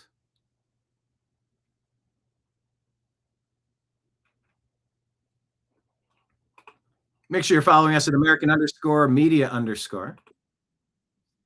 Wants to keep auto playing. That's weird. It won't let me shut it up. Stop. Yikes. Okay, let me go back. This relates to the big story that we're talking about. Let's play this for you real quick. Nick Holscher. Not super familiar. Guy looks kind of familiar, though, but we're talking about Fauci, so take a listen to this dude that was arrested a few months ago. Arrested a few months ago for similar crimes that they're going after Fauci for, including destruction of records and conspiracy against the United States. So if they got his top advisor, there is still a likelihood that they will successfully be able to prosecute Fauci. I am tired of perpetual hearings. I'm so done with hearings and findings and reports. Put him in handcuffs. Put him in handcuffs. Oh, sorry. We now have verified documents confirming criminal activities. If Anthony Fauci was a common citizen that nobody ever heard of, he would already be behind bars. There already would have been an arrest warrant issued. Anthony Fauci's top advisor was a... All right, so fingers crossed there. Let's keep it going over on X. Make sure you're following us at American_media_. And our Patreon link is pinned right here at the top of our page. All you got to do is click that button and say, yeah, I'll sign up for $5 a month or $15 a month or $100 a month. We have different tier levels. Hey, it's as easy as clicking that thing and then clicking, yeah, I'm good. Consider it part of your yearly generous giving. How about that? Something you can really feel good about. Helping a small business owner. Yeah. I'm just a guy selling street hot dogs or street tacos, right? I'm just one of the little guys. I'm not somebody in a big established building broadcasting with huge transmitters. I'm just a guy. You want real food? You want real news? Go to the guy selling street news. That's what I'm doing. I'm selling street news tacos. All right, John, how do we make a graphic of a trash panda working at a street taco vending stand in the street, maybe outside a Staples Center, Crypto.com Center,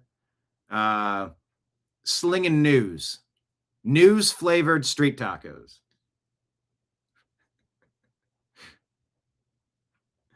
That got wonky fast, didn't it?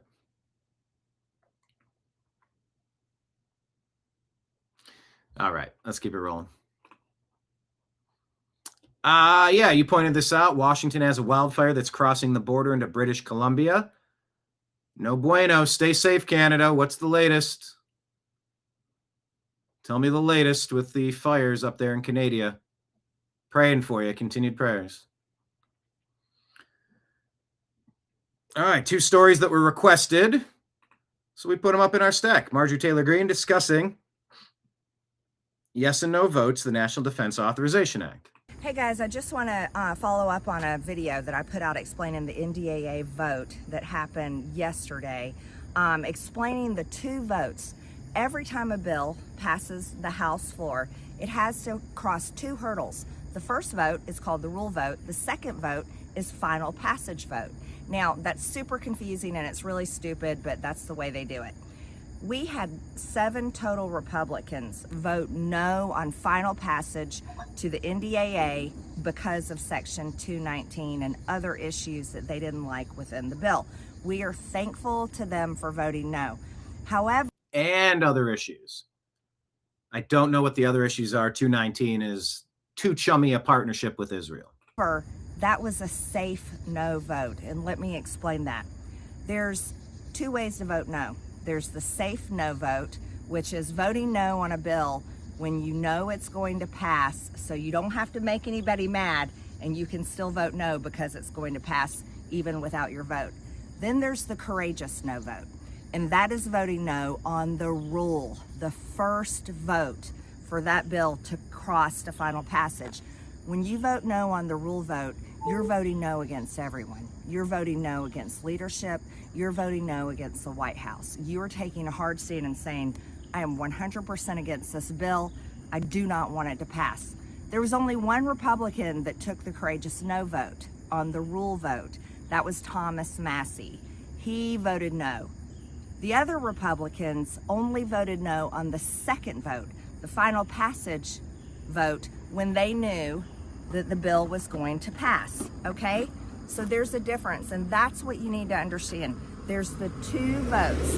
One is the rule vote, the second vote is final passage, and the most courageous vote any member of Congress can take is voting no on the rule. Here's the difference. The rule vote passed 213 to 212. 213 to 212.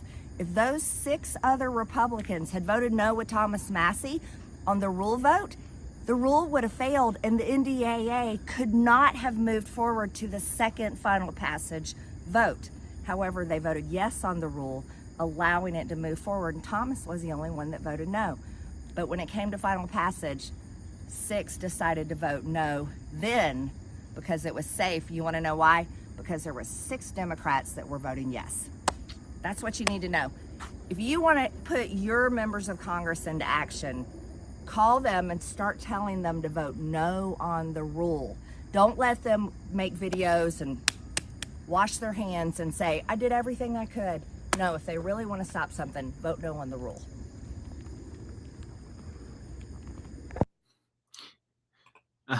I like the video. She just ends the interview and walks away. I mean, she recorded it to put out. But yeah, NDAA, big topic. Is it worth passing this version of the NDAA with Section 219 and the other concerns that people had just so you can compromise and get the Save America Act and find a way to connect these 2 bills together and ram it all through? I'm a fan of things that I like. I'm a fan of bills that make sense. That's where I'm at.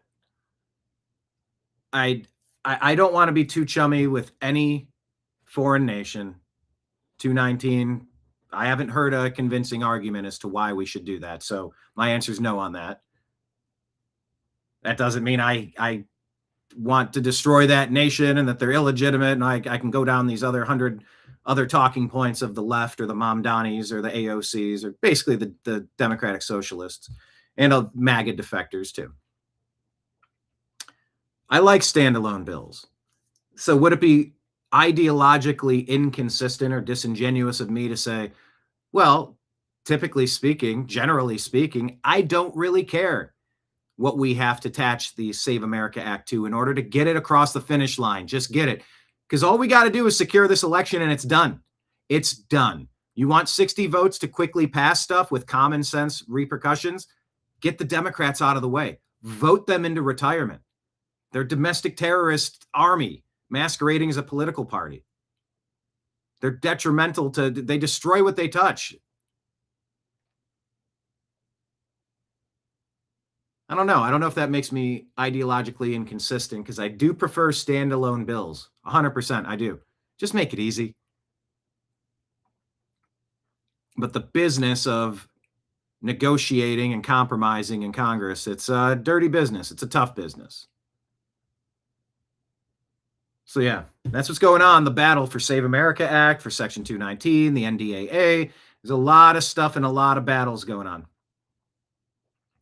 And the battle that we're fighting here at the New American Media is that of censorship, glass ceilings, deboosting, deranking, demonetization, demonizing, all sorts of stuff. That's the battle we're fighting. People like Rob Conrad make it all possible. Everybody, let's give a round of applause to Rob Conrad. Just became a member at the TNAM Welcome tier. He has subscribed on YouTube. If he's done it, you can do it. Like I said, get that random. Somebody name some tiny little credit cards that you have. Tell me in chat. I think of like Home Depot. Sign up today and get 25% off your order of $200. And when you're doing a renovation, like, oh, yeah, 20% on $1,000, like 20% on $5,000. Yeah, that's real money. I'll sign up for that credit card. Or, 40% off if you use our credit card the first time. Yeah, I want one of those. Name in chat a tiny little like promotional credit card that you have. Like what limit? Try to think where else we would get a credit card. Where else would we get a credit? I keep thinking of Home Depot. I guess when I was in college, they're giving out bucket hats and had the Cleveland Indians Chief Wahoo logo. And that was just like a personal credit card because the drug dealers want to get the school kids hooked. They give you a little something sweet. Here, kid, put on this hat of this favorite sports team with the logo, see? There's a credit card. Spend all you want, see? Because we'll get ours once we hook our claws into you. The banking vampires. So I guess I had introductory credit cards. But yeah, like any little department store. God, what I don't even know what department stores to say, like JCPenney or Dick's Sporting Goods or Lowe's or Home Depot or something. Bed Bath and Behind. Home Depot. Ew. Oh, that's a good joke. There's a kernel for a really good joke there about illegal aliens, about construction workers.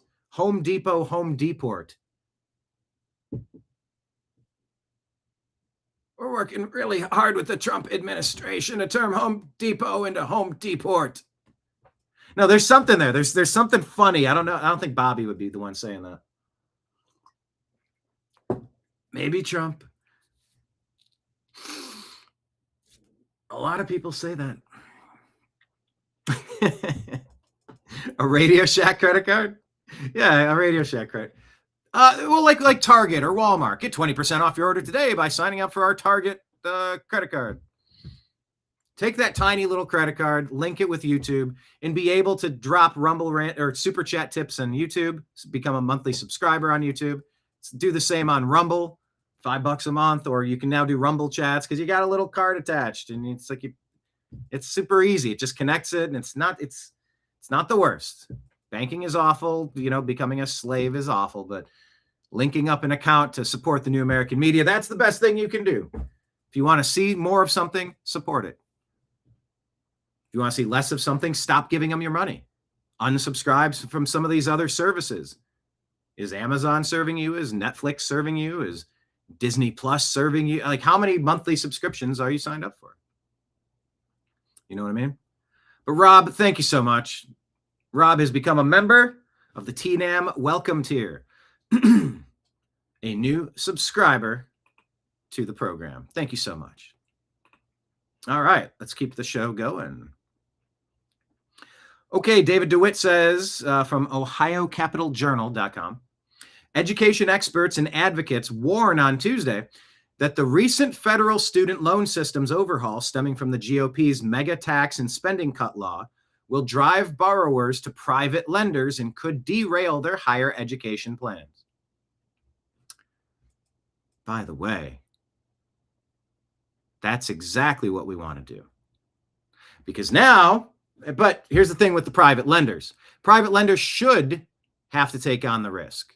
If you don't think that someone getting a 4 to 6 year gender studies, basket weaving, or 14th century polyamory in Portugal doctorate degree is going to pay dividends enough for that person to earn enough money to pay back their $300,000 credit card, student loan bill, then they shouldn't be lending it. And if you want to go do something like that and you go, I don't trust this person's going to have earning potential. No way. I'm not loaning this. Or if you do, it's going to be at like a 80% percentage rate, 35% percentage rate. That's not to ban anyone that wants to study obscure topics. Study away, study obscurity, have fun. By the way, the internet's a great way to do that for like $80 a month with a high-speed internet. In the age of information, ignorance is a choice. But yeah, why is the government co-signing on these loans? But on the flip side, how about this? I want to remove the provision that says a student loan debt can't be considered part of a bankruptcy proceeding. Because that's just like an artificial, invisible hand on the capitalist economy. It sort of sounds okay. And it also sounds sort of terrible. Because if the universities couldn't follow that person around in perpetuity, extracting money from them, maybe they wouldn't waste their time on stupid, pointless degrees that aren't going to create a career for the person to pay that money back. It's sort of like how there's a restriction, a relic from the 80s, that vaccine companies can't be held liable if their products maim and destroy families. That's a sweet gig. I'm never held accountable for the repercussions of my actions. What a sweet gig that is. Where do I sign up for that? So yeah, I'd like to maybe see some of those provisions reconfigured. Let's think it through. Are these really good ideas or not? Brandon Avidikian breaks it down this way. You can't get a $1 million mortgage. Let me reframe. Let me just go full screen. This thing is way too big, I guess. Here, I'll go in the corner. Nobody puts baby in a corner. If you know the reference, you know. He says you can't get a $1 million mortgage if you make $100,000 a year. You can't get a $75,000 car loan if you make $35,000 a year. The fact that you can get $250,000 in student loans for a college degree where you're expected to earn $40,000 a year is unacceptable and a complete failure of U.S. society. We have 18-year-old kids making financial decisions that all but guarantee a lifetime of economic insecurity. These kids do not have the capacity to understand the implications of the debt that they are taking on. The corrupt university system has successfully convinced them going to college is the smart thing to do and that it will all work out magically somehow. These colleges should have to take the financial hit when they load up 18-year-olds with hundreds of thousands of dollars in debt that basic math would tell you would never be repaid. The federal government backstopping all those student loans, well, that does nothing but enable colleges to jack up their prices every year with zero accountability. And he calls it shameful, but it's more than that. It's not just zero accountability. They know exactly what they're doing because they're funneling that extra money back to their leftist non-governmental organizations, their think tanks, their nonprofit organizations, their foot soldiers, their rioters, their nonstop petitioners of grievances, the theater kids out there acting in the streets every day. Come on. Everybody's getting a cut, and they've killed the goose that laid the golden egg. You got too damn greedy. And now we're on to you and we're cutting it off. We're cutting it all off. You did this to yourselves. Look in the mirror. You got a problem with somebody? Look in the mirror. You've taken too much for too long. Doggone it. We have got, I don't start every show off screaming about Linda McMahon. Do you think Vince McMahon started the day off screaming at Linda McMahon? But I like that our Smithsonian is under the microscope. Going, why are you putting all this woke anti-American shit into the Smithsonian? What are you doing? What is wrong with you? And it's the mind rot. It's the poison of the left. They just want to put negativity. They want to put slanderous stuff everywhere they can because they want to tear down. They don't like this country. They don't like the foundation. They don't like what it stood for, what it stands for, where it's been and where it's going. They're just destroyers. Then they say replace it with what? They go, we got a better plan. What? Socialism? No, democratic socialism. I'll take a dog turd and sprinkle sprinkles on top. So sprinkles, aren't you just poop?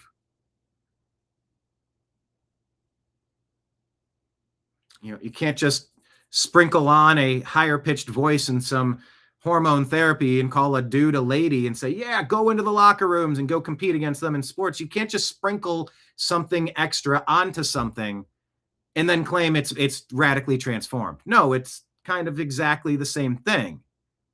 It doesn't change it. Socialism is socialism.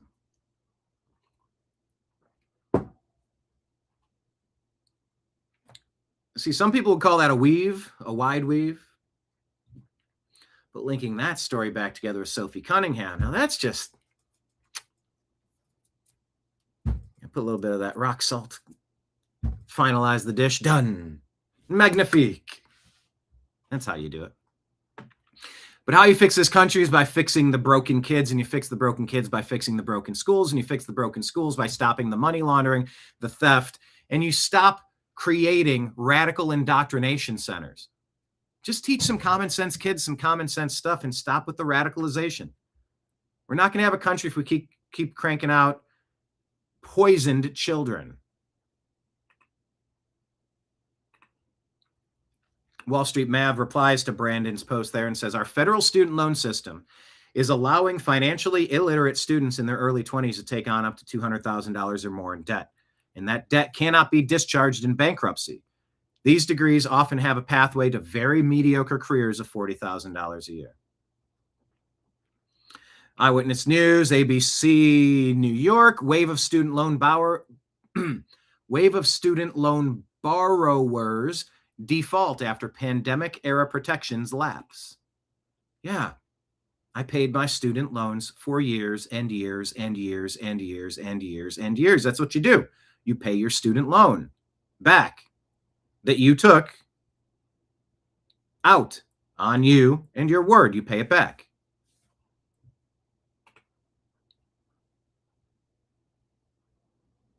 All right, let's talk about investing in education to investing in defense.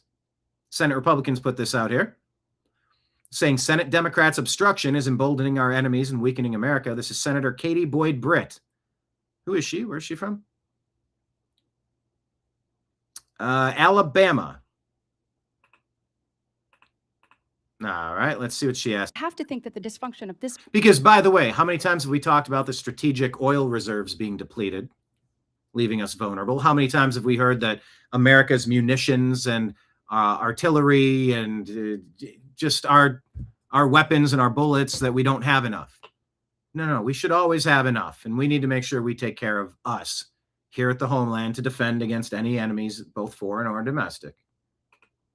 Here she goes. But I would have to think that the dysfunction of this body, whether it's the full shutdown, a partial shutdown, not being able to pass NDAA, not being able to pass FISA, I would have to think that our adversaries look at that and it gives them a little bit more credence as to what they're doing abroad. Can either one of you comment on that? Thank you, Senator. That's why I've said, and I will continue to say, that the inability to properly fund Secretary of War Pete Hegseth. This department, the Department of War, is probably the single greatest threat our nation faces. Whether or not we will make a generational investment in not just winning the wars currently, but deterring the wars of the future, given the step change in technology of this moment.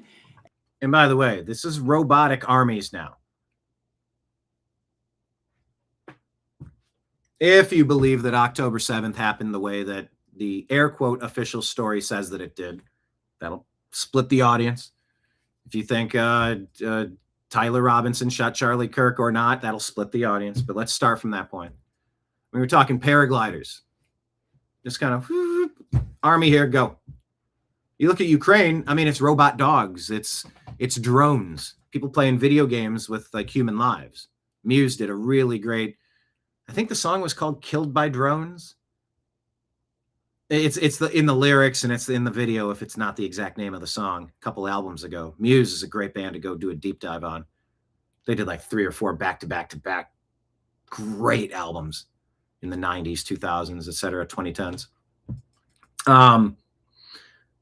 Yeah, traditional warfare is not it. I mean, we're talking hunt for Red October submarines off the coast. We talked about that with cargo ships and how so many of these vessels have been retrofitted with not tankers, with the storage containers. I guess are they just called storage containers? No, there's a technical term. Someone help me in chat. Not a storage bin. The cargo rectangles that you take across the oceans and it carries cargo. Transport container. What is the name of it? Anyway, the story is if you got a couple of those on a ship and you're just, oh, I'm just hauling cargo. You like drop the thing opens up.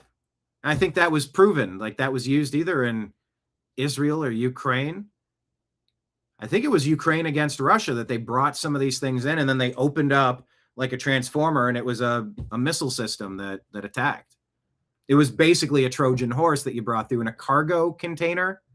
Connex? I don't know. But yeah, I think point being, I'm agreeing that warfare has changed and I think that we need an ample stockpile. I mean, how many coronal mass ejections or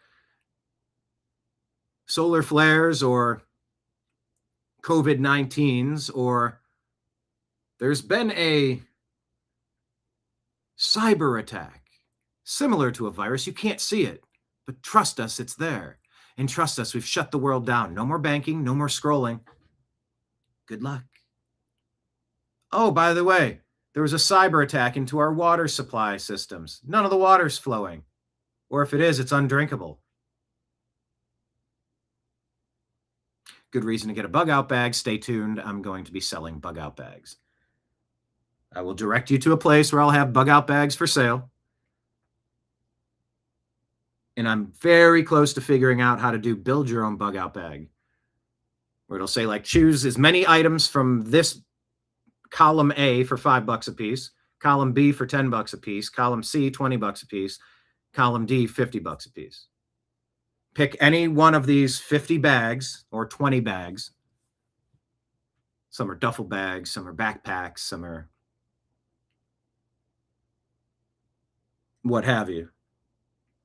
But yeah, water filtration is one of the things you need to be considering to really have on lockdown. Do you have quadruple redundant water filtration services? Do you have some sort of power generating and power capturing solar panel generator, something that you can run the basics on if the grid goes down? You look at the warfare and it's very different. It's not really tanks and trenches, it's drones. So do we have the Golden Dome covering this entire country the way that we want, or do we need to invest in this? I know it's a fine line between becoming a shill for the military-industrial complex and also identifying, well, the deep state, who is trying to extract as much as possible, robbing us blind and destroying this country, rotting it from the inside out. I don't know. Maybe this commander-in-chief that seems to be undoing so much of the undoing of America, maybe we should fund them so the good guys can wage a campaign to set us on the correct course, since we've been adrift for so long, headed toward the Niagara Falls, ready to fall off with our ship, by the way. You know what I mean? Marion just stops by to say hi, and your AC went out Monday. You have a portable AC unit in home office, very comfortable, but it's pretty loud, so you can't hear the show too well. Earbuds. Try the earbuds, bud. See, what you got to do, bud, is go ahead and get some of them earbuds, bud. I hear they're all the rage. I feel like I'm in a 1920s movie. Concern it. But yeah, when the power goes out, my power has gone out several times in the past several years. How long does it take before things get really bad in society? We want us to be stocked and prepared for bad actors doing bad things. And we want to remove the people that snuck in when no manager was on duty at the nightclub. There was no doorman for an hour, and a whole bunch of miscreants ran in. Bunch of fine people too, but miscreants as well. I know the fiscal conservative in me blushes and takes pause considering an expansion of the military industrial complex. However, I say if there was one commander in chief to be funded to cross items off the to-do list that are overdue and necessary for the survival of our nation, I feel like this president, this CEO, does take the job as commander in chief seriously. I think he takes the job from a perspective of a CEO. And I think this is the group that I want to be funded. And yeah, I could be wrong, and he could be the Antichrist, and he could be this, and he could be that. Well, I could tell you, I haven't been a big fan of much of the other stuff that I've been seeing pretty much my entire life. And from tariffs to self-defense and border security and ICE and working to remove some long problem neighbors in the global community. That's the commander in chief of the time. Now, I don't know that I want to tie his hands behind his back, seeing that he's up against 100 years of deep state funding. They've got a big head start. So Pete Hegseth is saying it's a threat if you're not funding us. And that's what you'd expect any Department of War head to say. However, I think they're also true. And the underfunding. I think it's also true, and I think he's actually correct. Of the previous administration, you didn't mention continuing resolutions, which is a whole nother way our department has foolishly budgeted. So I appreciate you highlighting that. It's very true. Yeah. So that conversation's going. Fox News reporting an illegal immigrant who was championed by Blumenthal. Oh yeah, Blumenthal. He was registered to vote after a fake citizenship claim. Siad Sekunjanin illegally entered the U.S. in 1997 under a fraudulent Dutch passport, issued final order removal that same year. Despite that order remaining active for over 2 decades, he registered to vote in 2018 after obtaining a driver's license by lying about his citizenship status. Last month, Blumenthal publicly pushed for Sekunjanin's release from ICE custody, calling his detention cruel and unconscionable and praising his courage and faith. DHS says the Biden admin released him back into the country in 2024, even though his deportation order was still in effect. Oh. Registered to vote. Take a look, everybody. The thing that they're saying doesn't happen, happened again.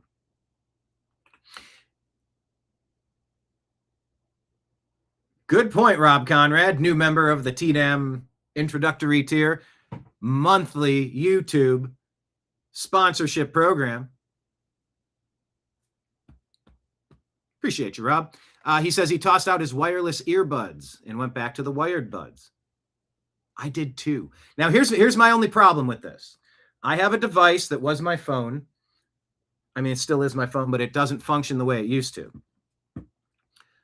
The power cable of the USB-C, I've taken it to January 6th. I've taken it to Kansas City Chiefs, Cleveland Browns football games. I've taken it to, traveling here, there, all these different conventions, and it wiggles. I don't like, I wish the attachment on these cell phones could just be the magnets on the Mac, where you just take the power cable source and attach it, and it snaps on, click. Because when you insert, sorry if this is going to get gross here. I'm doing that thing again. But if the USB-C cable wiggles, it'll mess up this connection and it won't charge the phone properly. I like the wired headphones, but on my new cell phones, unlike this old one, I don't have a, what's it called? 3/8 millimeter or 3.5 inch, 3.5 millimeter.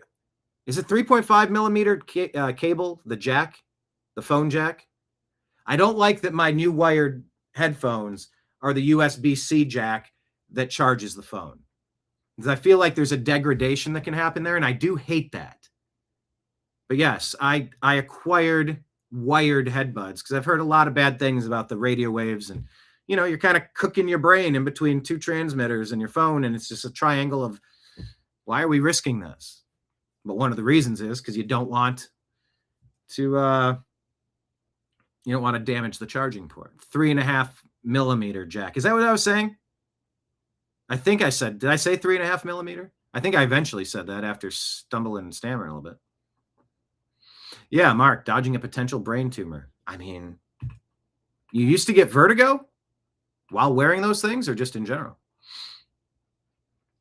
All right, Newsmax says insider Democrats know that Kamala Harris is a terrible candidate, but the party they built can't tell her no, even if this is the last nomination they get to make before the Democratic Socialists of America take over. Kamala may be hopeless, but seems inevitable for the 2028 run. Good luck with that. And Rob agrees, no, it's not a good setup. You got to plug your cell phone into your wired device. There should be a 3.5 millimeter jack. It cannot be that much more costly to solder one extra jack in there. Doesn't add $100 extra to it. Just go back to the jack. Fix the jack, Jack. But yeah, please run Kamala Harris again, you dopes. Here's a reminder that 2 years ago today, without a single vote, Kamala Harris was crowned the Democrat nominee. Yeah, the party of, we're a democracy, every vote counts. Yeah, then why'd you install Kamala Harris? Nobody voted for her. They screwed Bernie Sanders out of a nomination twice. Maybe RFK Jr. could have won in that party. In which case, thank you. Your loss is our gain. Maine Democrats are now doing the same thing by handpicking their Senate nominee after they got rid of the Nazi wife beaten drunk. Awesome. Democrats don't care about voters. They only want power. So, Wisconsin, I am told as of this morning that we have earned the support of enough delegates to secure the Democratic nomination. Earned the support of enough delegates. Earned the support of enough delegates. Are you kidding me? Talk about being born on third base and pretending you hit a triple. So, Wisconsin, I am told as of this morning that we have earned the support of enough delegates to secure the Democratic nomination. So, earned. Spoken out quite a bit about why. Well, let's check in on that Democrat Party. They can't all be crazy. Virginia Democrat Suhas Subramaniam suggests that women are too stupid to get voter ID. Well, just listen to him. He's saying it, not me. I think the president is trying to push a bill called the Save America Act. I've spoken out quite a bit about why that's a bad idea. It would affect. Yeah, tell me. You talked about it so many times. You must have some really coherent ideas about why the Save America Act to prove that an American is an American, Mr. Suhas Subramaniam.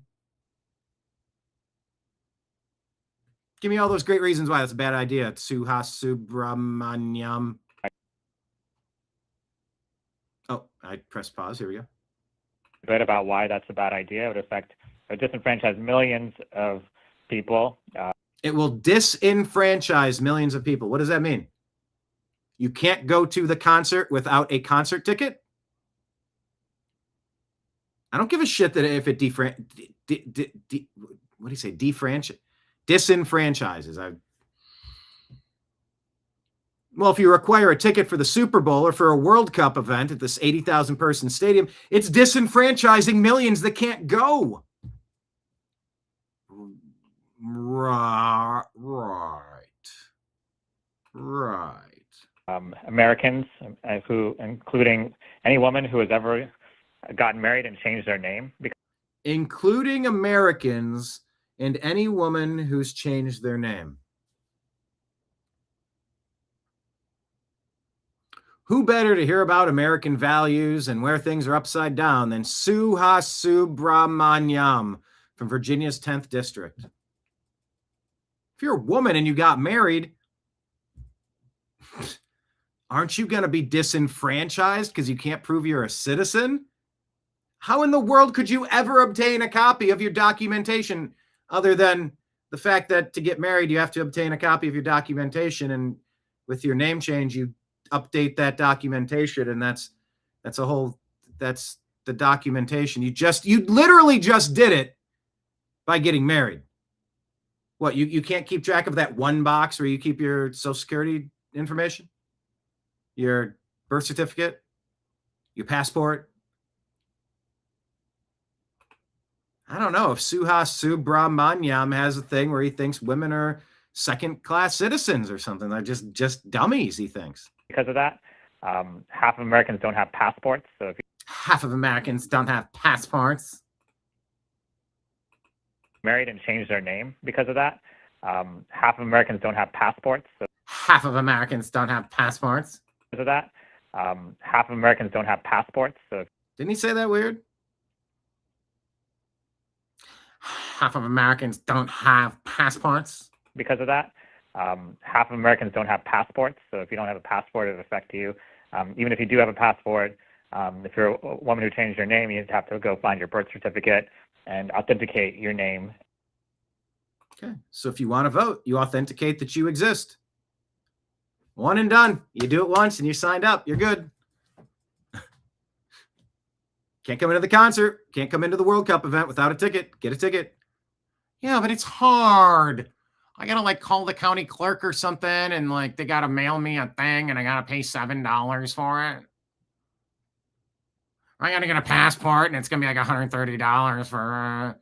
It's $7 a month. It's a $130 check.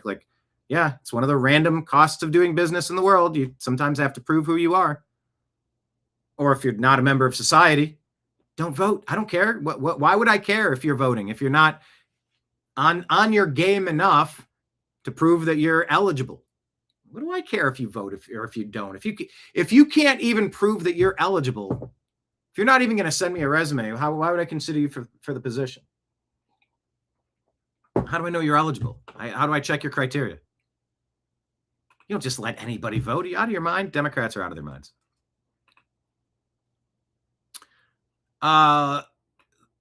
Let's see if we get to the point here real quick with Elizabeth.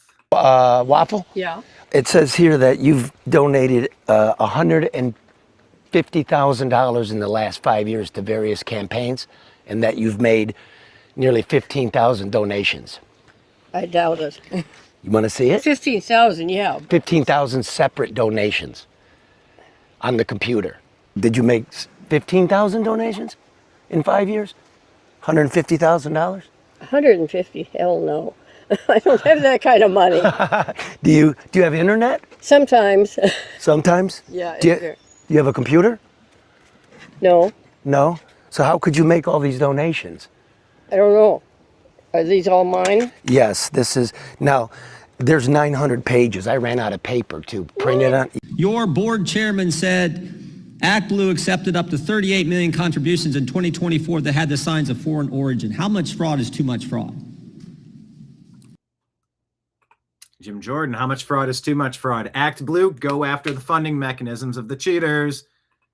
To the people that say nothing is happening, I think things are maybe happening. On the advice of counsel, I respectfully decline to answer the question pursuant to my Fifth Amendment rights under the Constitution. How many foreign contributions did ActBlue accept? On the advice of counsel, I respectfully decline to answer the question pursuant to my Fifth Amendment rights under the Constitution. How much money did ActBlue accept from Russia? On the advice of... All right, they're going to keep dancing and playing this game. They're not answering anything here about the fraud. How are the Democrats getting their money? Well, you got foreign countries funding ActBlue and then funding their candidates and selling themselves out while they loot the country of everything not nailed down. Constitution. Allegedly. Mr. Chairman, I appreciate the good work you and your committee are doing. I don't know if you saw, the New York Times is saying the Democrats were taking millions of dollars in foreign donations and may have been lying about it. Are you looking into this?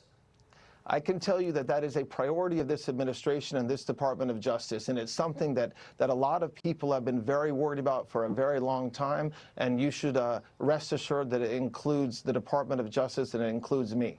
All right. Okay, so they're going after the fraud. Go. We're burning daylight. Come on. Yeah, they hurried up and got Trump for a whole bunch of things that didn't happen. They changed the statute of limitations. They put people in place at Attorney General just to attack a political opponent. Find me a man and I'll fabricate a crime. Give me a break. Raided Mar-a-Lago. You arrested the guy and did a mugshot. Are you out of your minds? Why are we waiting on the big fish? Why is everything taking so long? Go. The question is, El Sayed's campaign funded by elderly fake donors. Okay, they're wondering why they're getting I think El Sayed is a Islamic supremacist running for Democrat position. Democrat candidate like Abdul El Sayed gets tons of funds through Act Blue. Multiple people, including Matt Van Swol, have said their names are being used to funnel money to candidates. Act Blue must be shut down.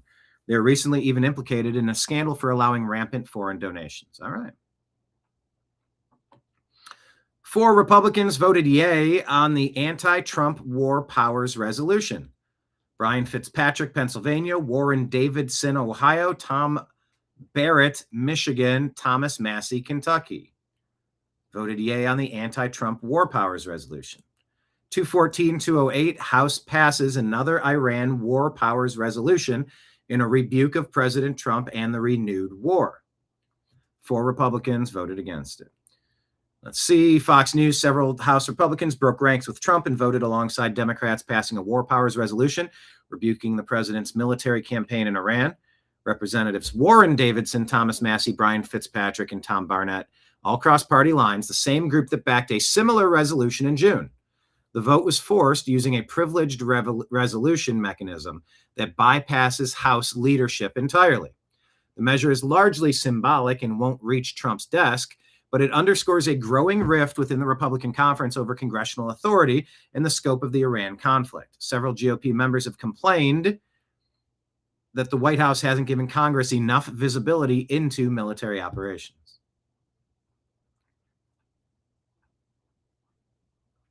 Representative Stephen Horsford, Democrat of Nevada, is triggered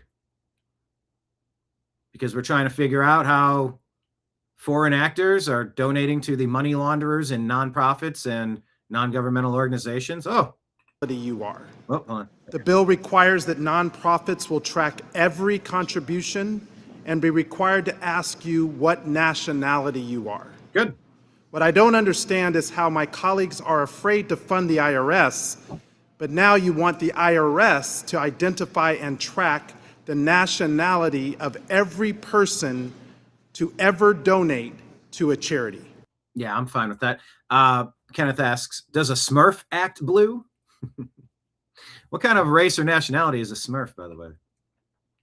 I don't even know if I want you to answer. I couldn't think of anything bad off the top of my head, but geez, you guys can be really clever. Let's put that into perspective with unions.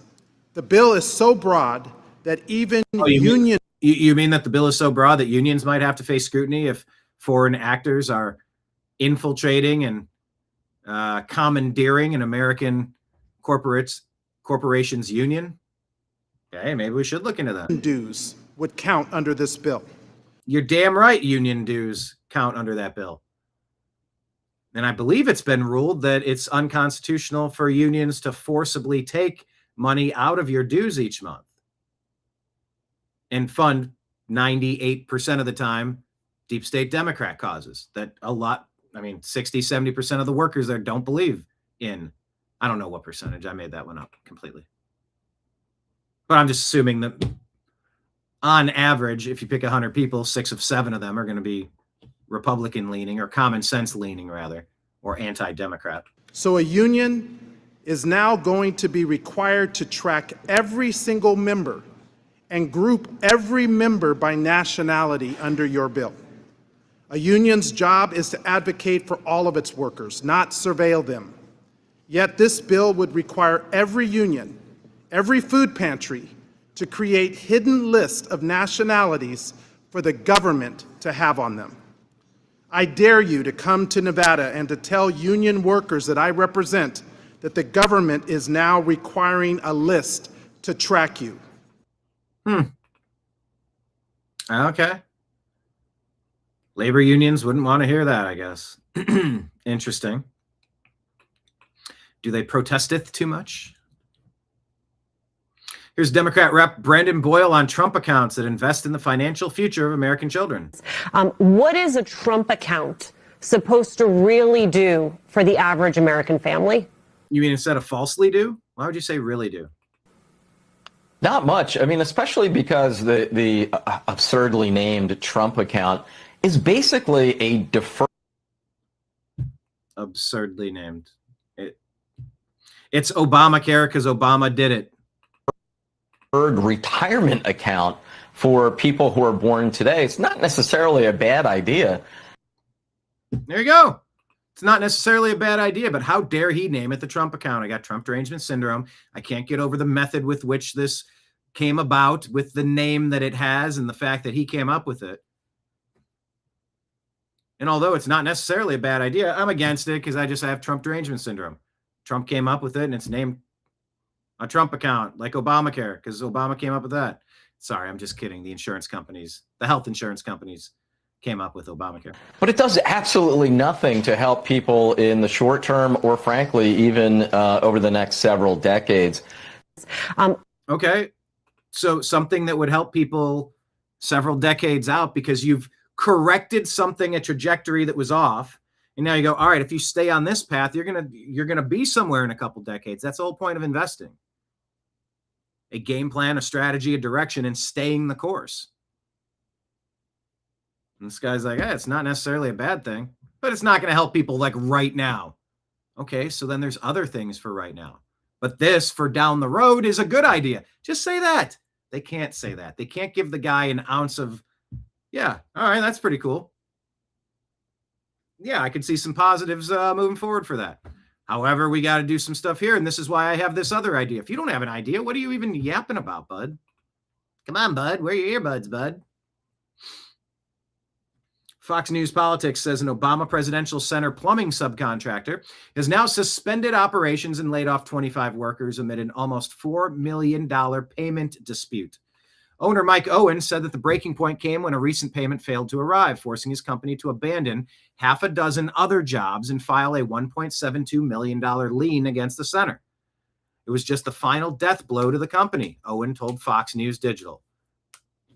Okay. I ran into a guy outside of Wrigley Field at the Democrat convention in Chicago in 2024. Are you for Trump or are you against Trump? I'm against Trump. Why? Because he stiffs his contractors. He did construction. Everybody knows he doesn't pay his vendors.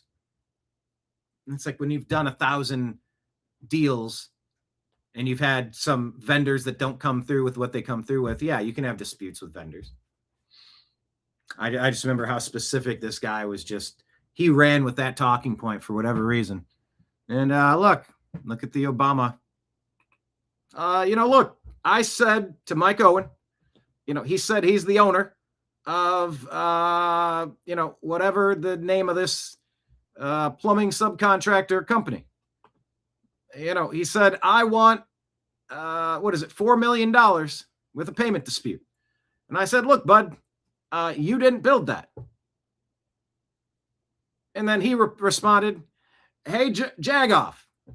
I remember that. You haven't heard that phrase in a while. It's a pretty good one. Jag, Jagovf, Jagov. Isn't Mick Jagoff the lead singer of that Gathering Moss band or something that does the Git Fiddle or something? Look, he said to me, look, I literally did build that. Which, the irony is not lost on me.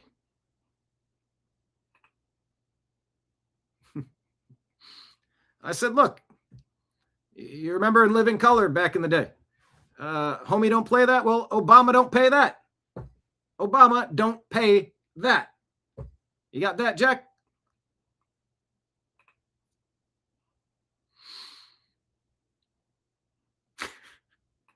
Anyway, isn't that interesting? Very happy to see this story because it's just so on brand. The Republican Party's great. Speaking of on brand for the unlikable, unwatchable, unserious, relentless, race baiting, divisive Democrats. Here you go.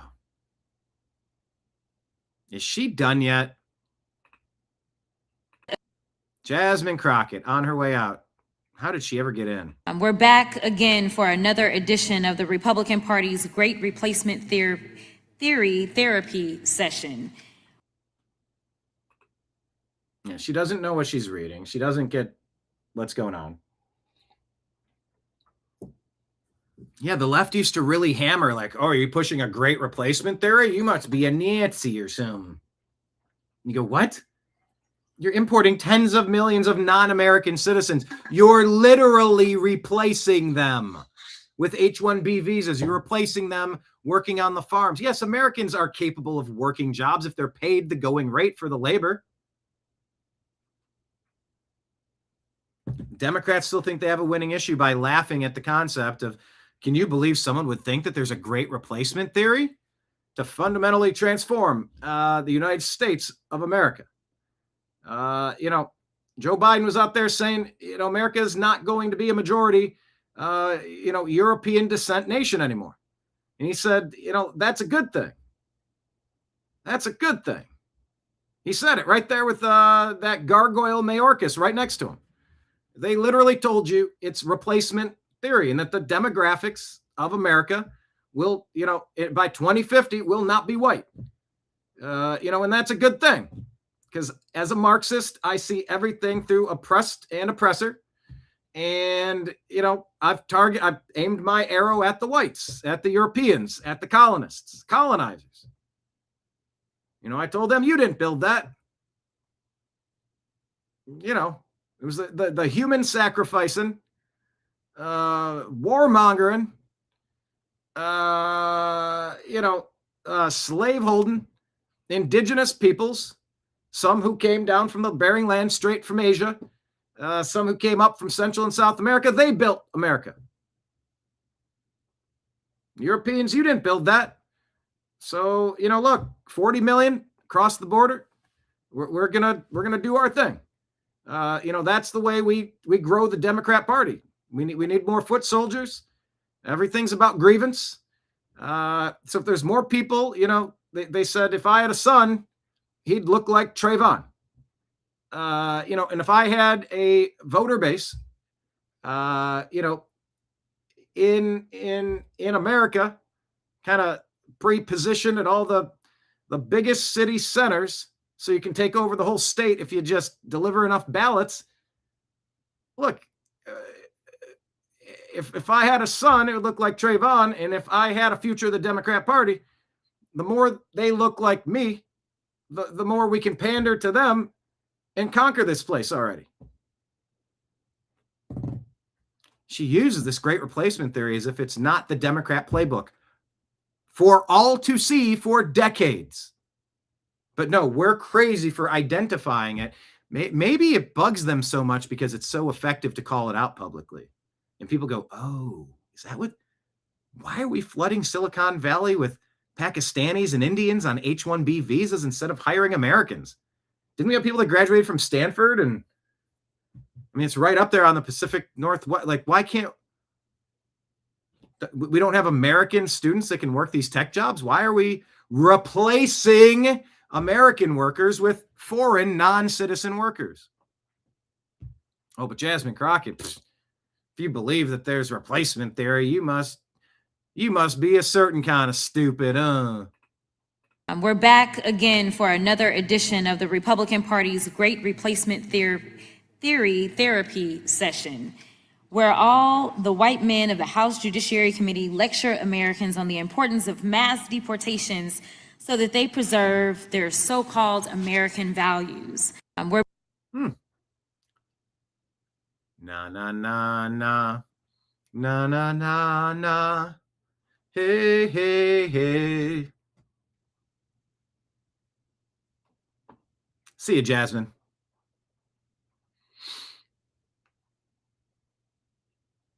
Also, maybe you should see this.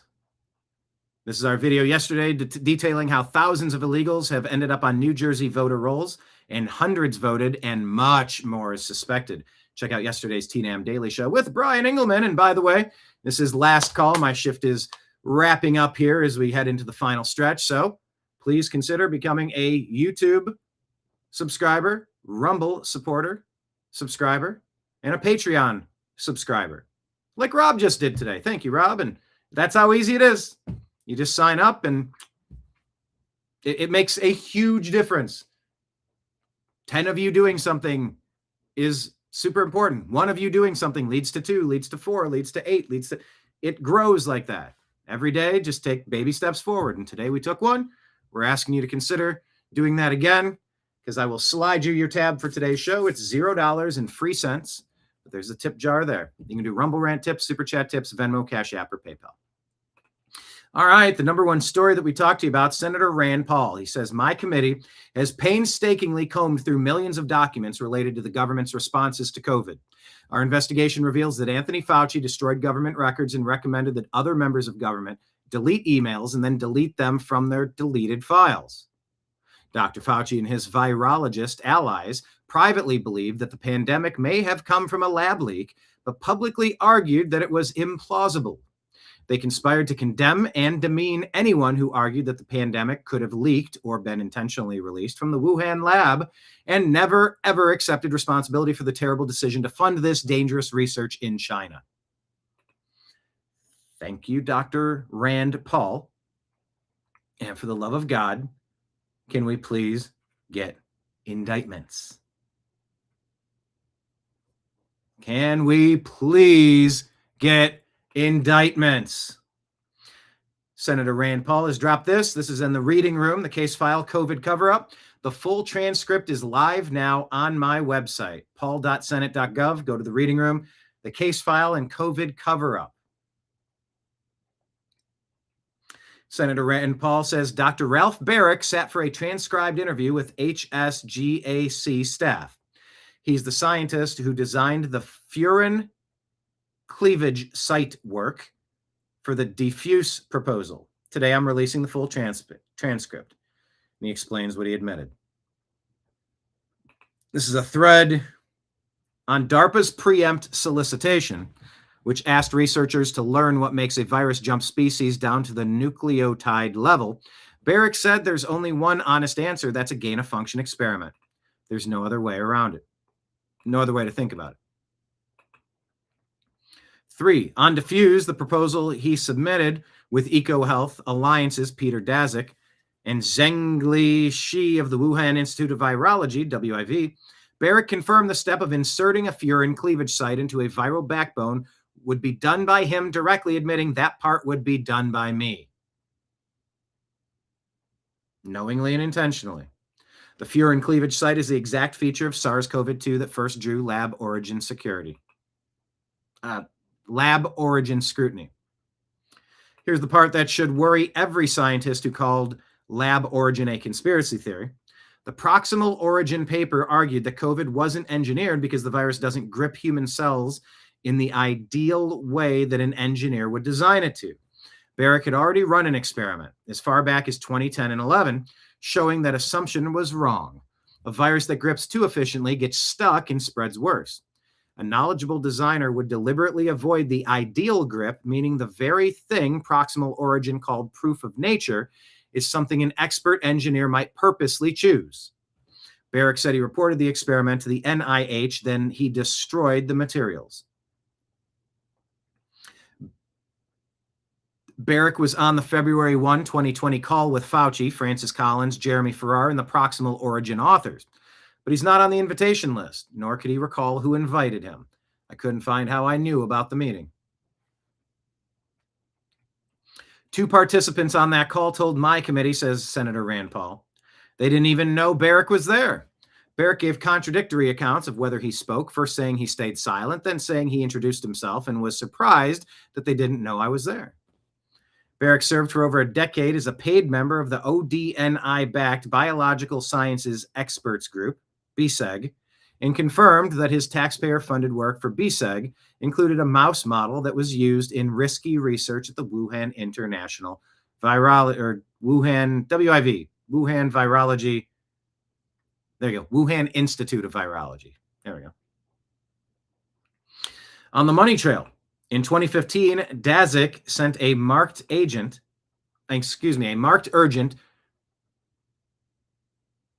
Okay, this is written incorrectly.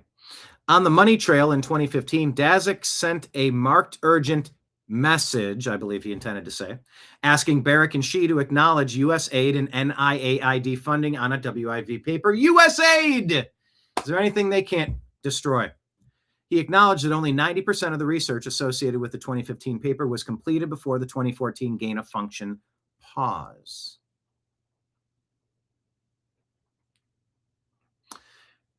NIH officials requested Barrick's personal research records during his February 2020 meeting with Fauci, the same documents that the NIH had supposedly renewed years earlier.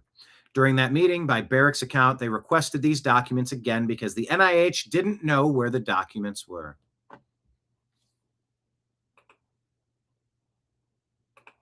Senator Rand Paul, thank you for trying to get to the bottom of things.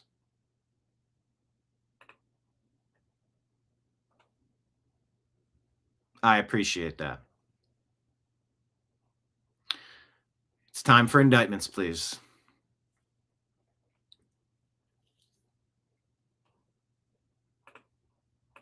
I got more stories, but that's where we're dropping it today.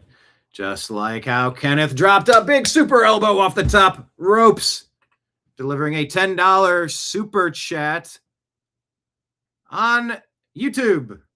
Thank you, sir. USA. Everybody, USA. USA. $10 you wish money. You wish. Thank you, sir. I appreciate you so much. Oh, that's a good question. Do trans actors require transcripts? See, there's something there too. We need to keep a list of the things that I say are joke premises, or I need to have a piece of paper and a pen and jot them down. The thing I said earlier was pretty good. If you remember it, comment it. Yeah, trans actors and transcripts. That could, there's something in there. There's something with that. Just like my Lindsey Graham mandate joke, just like, yeah,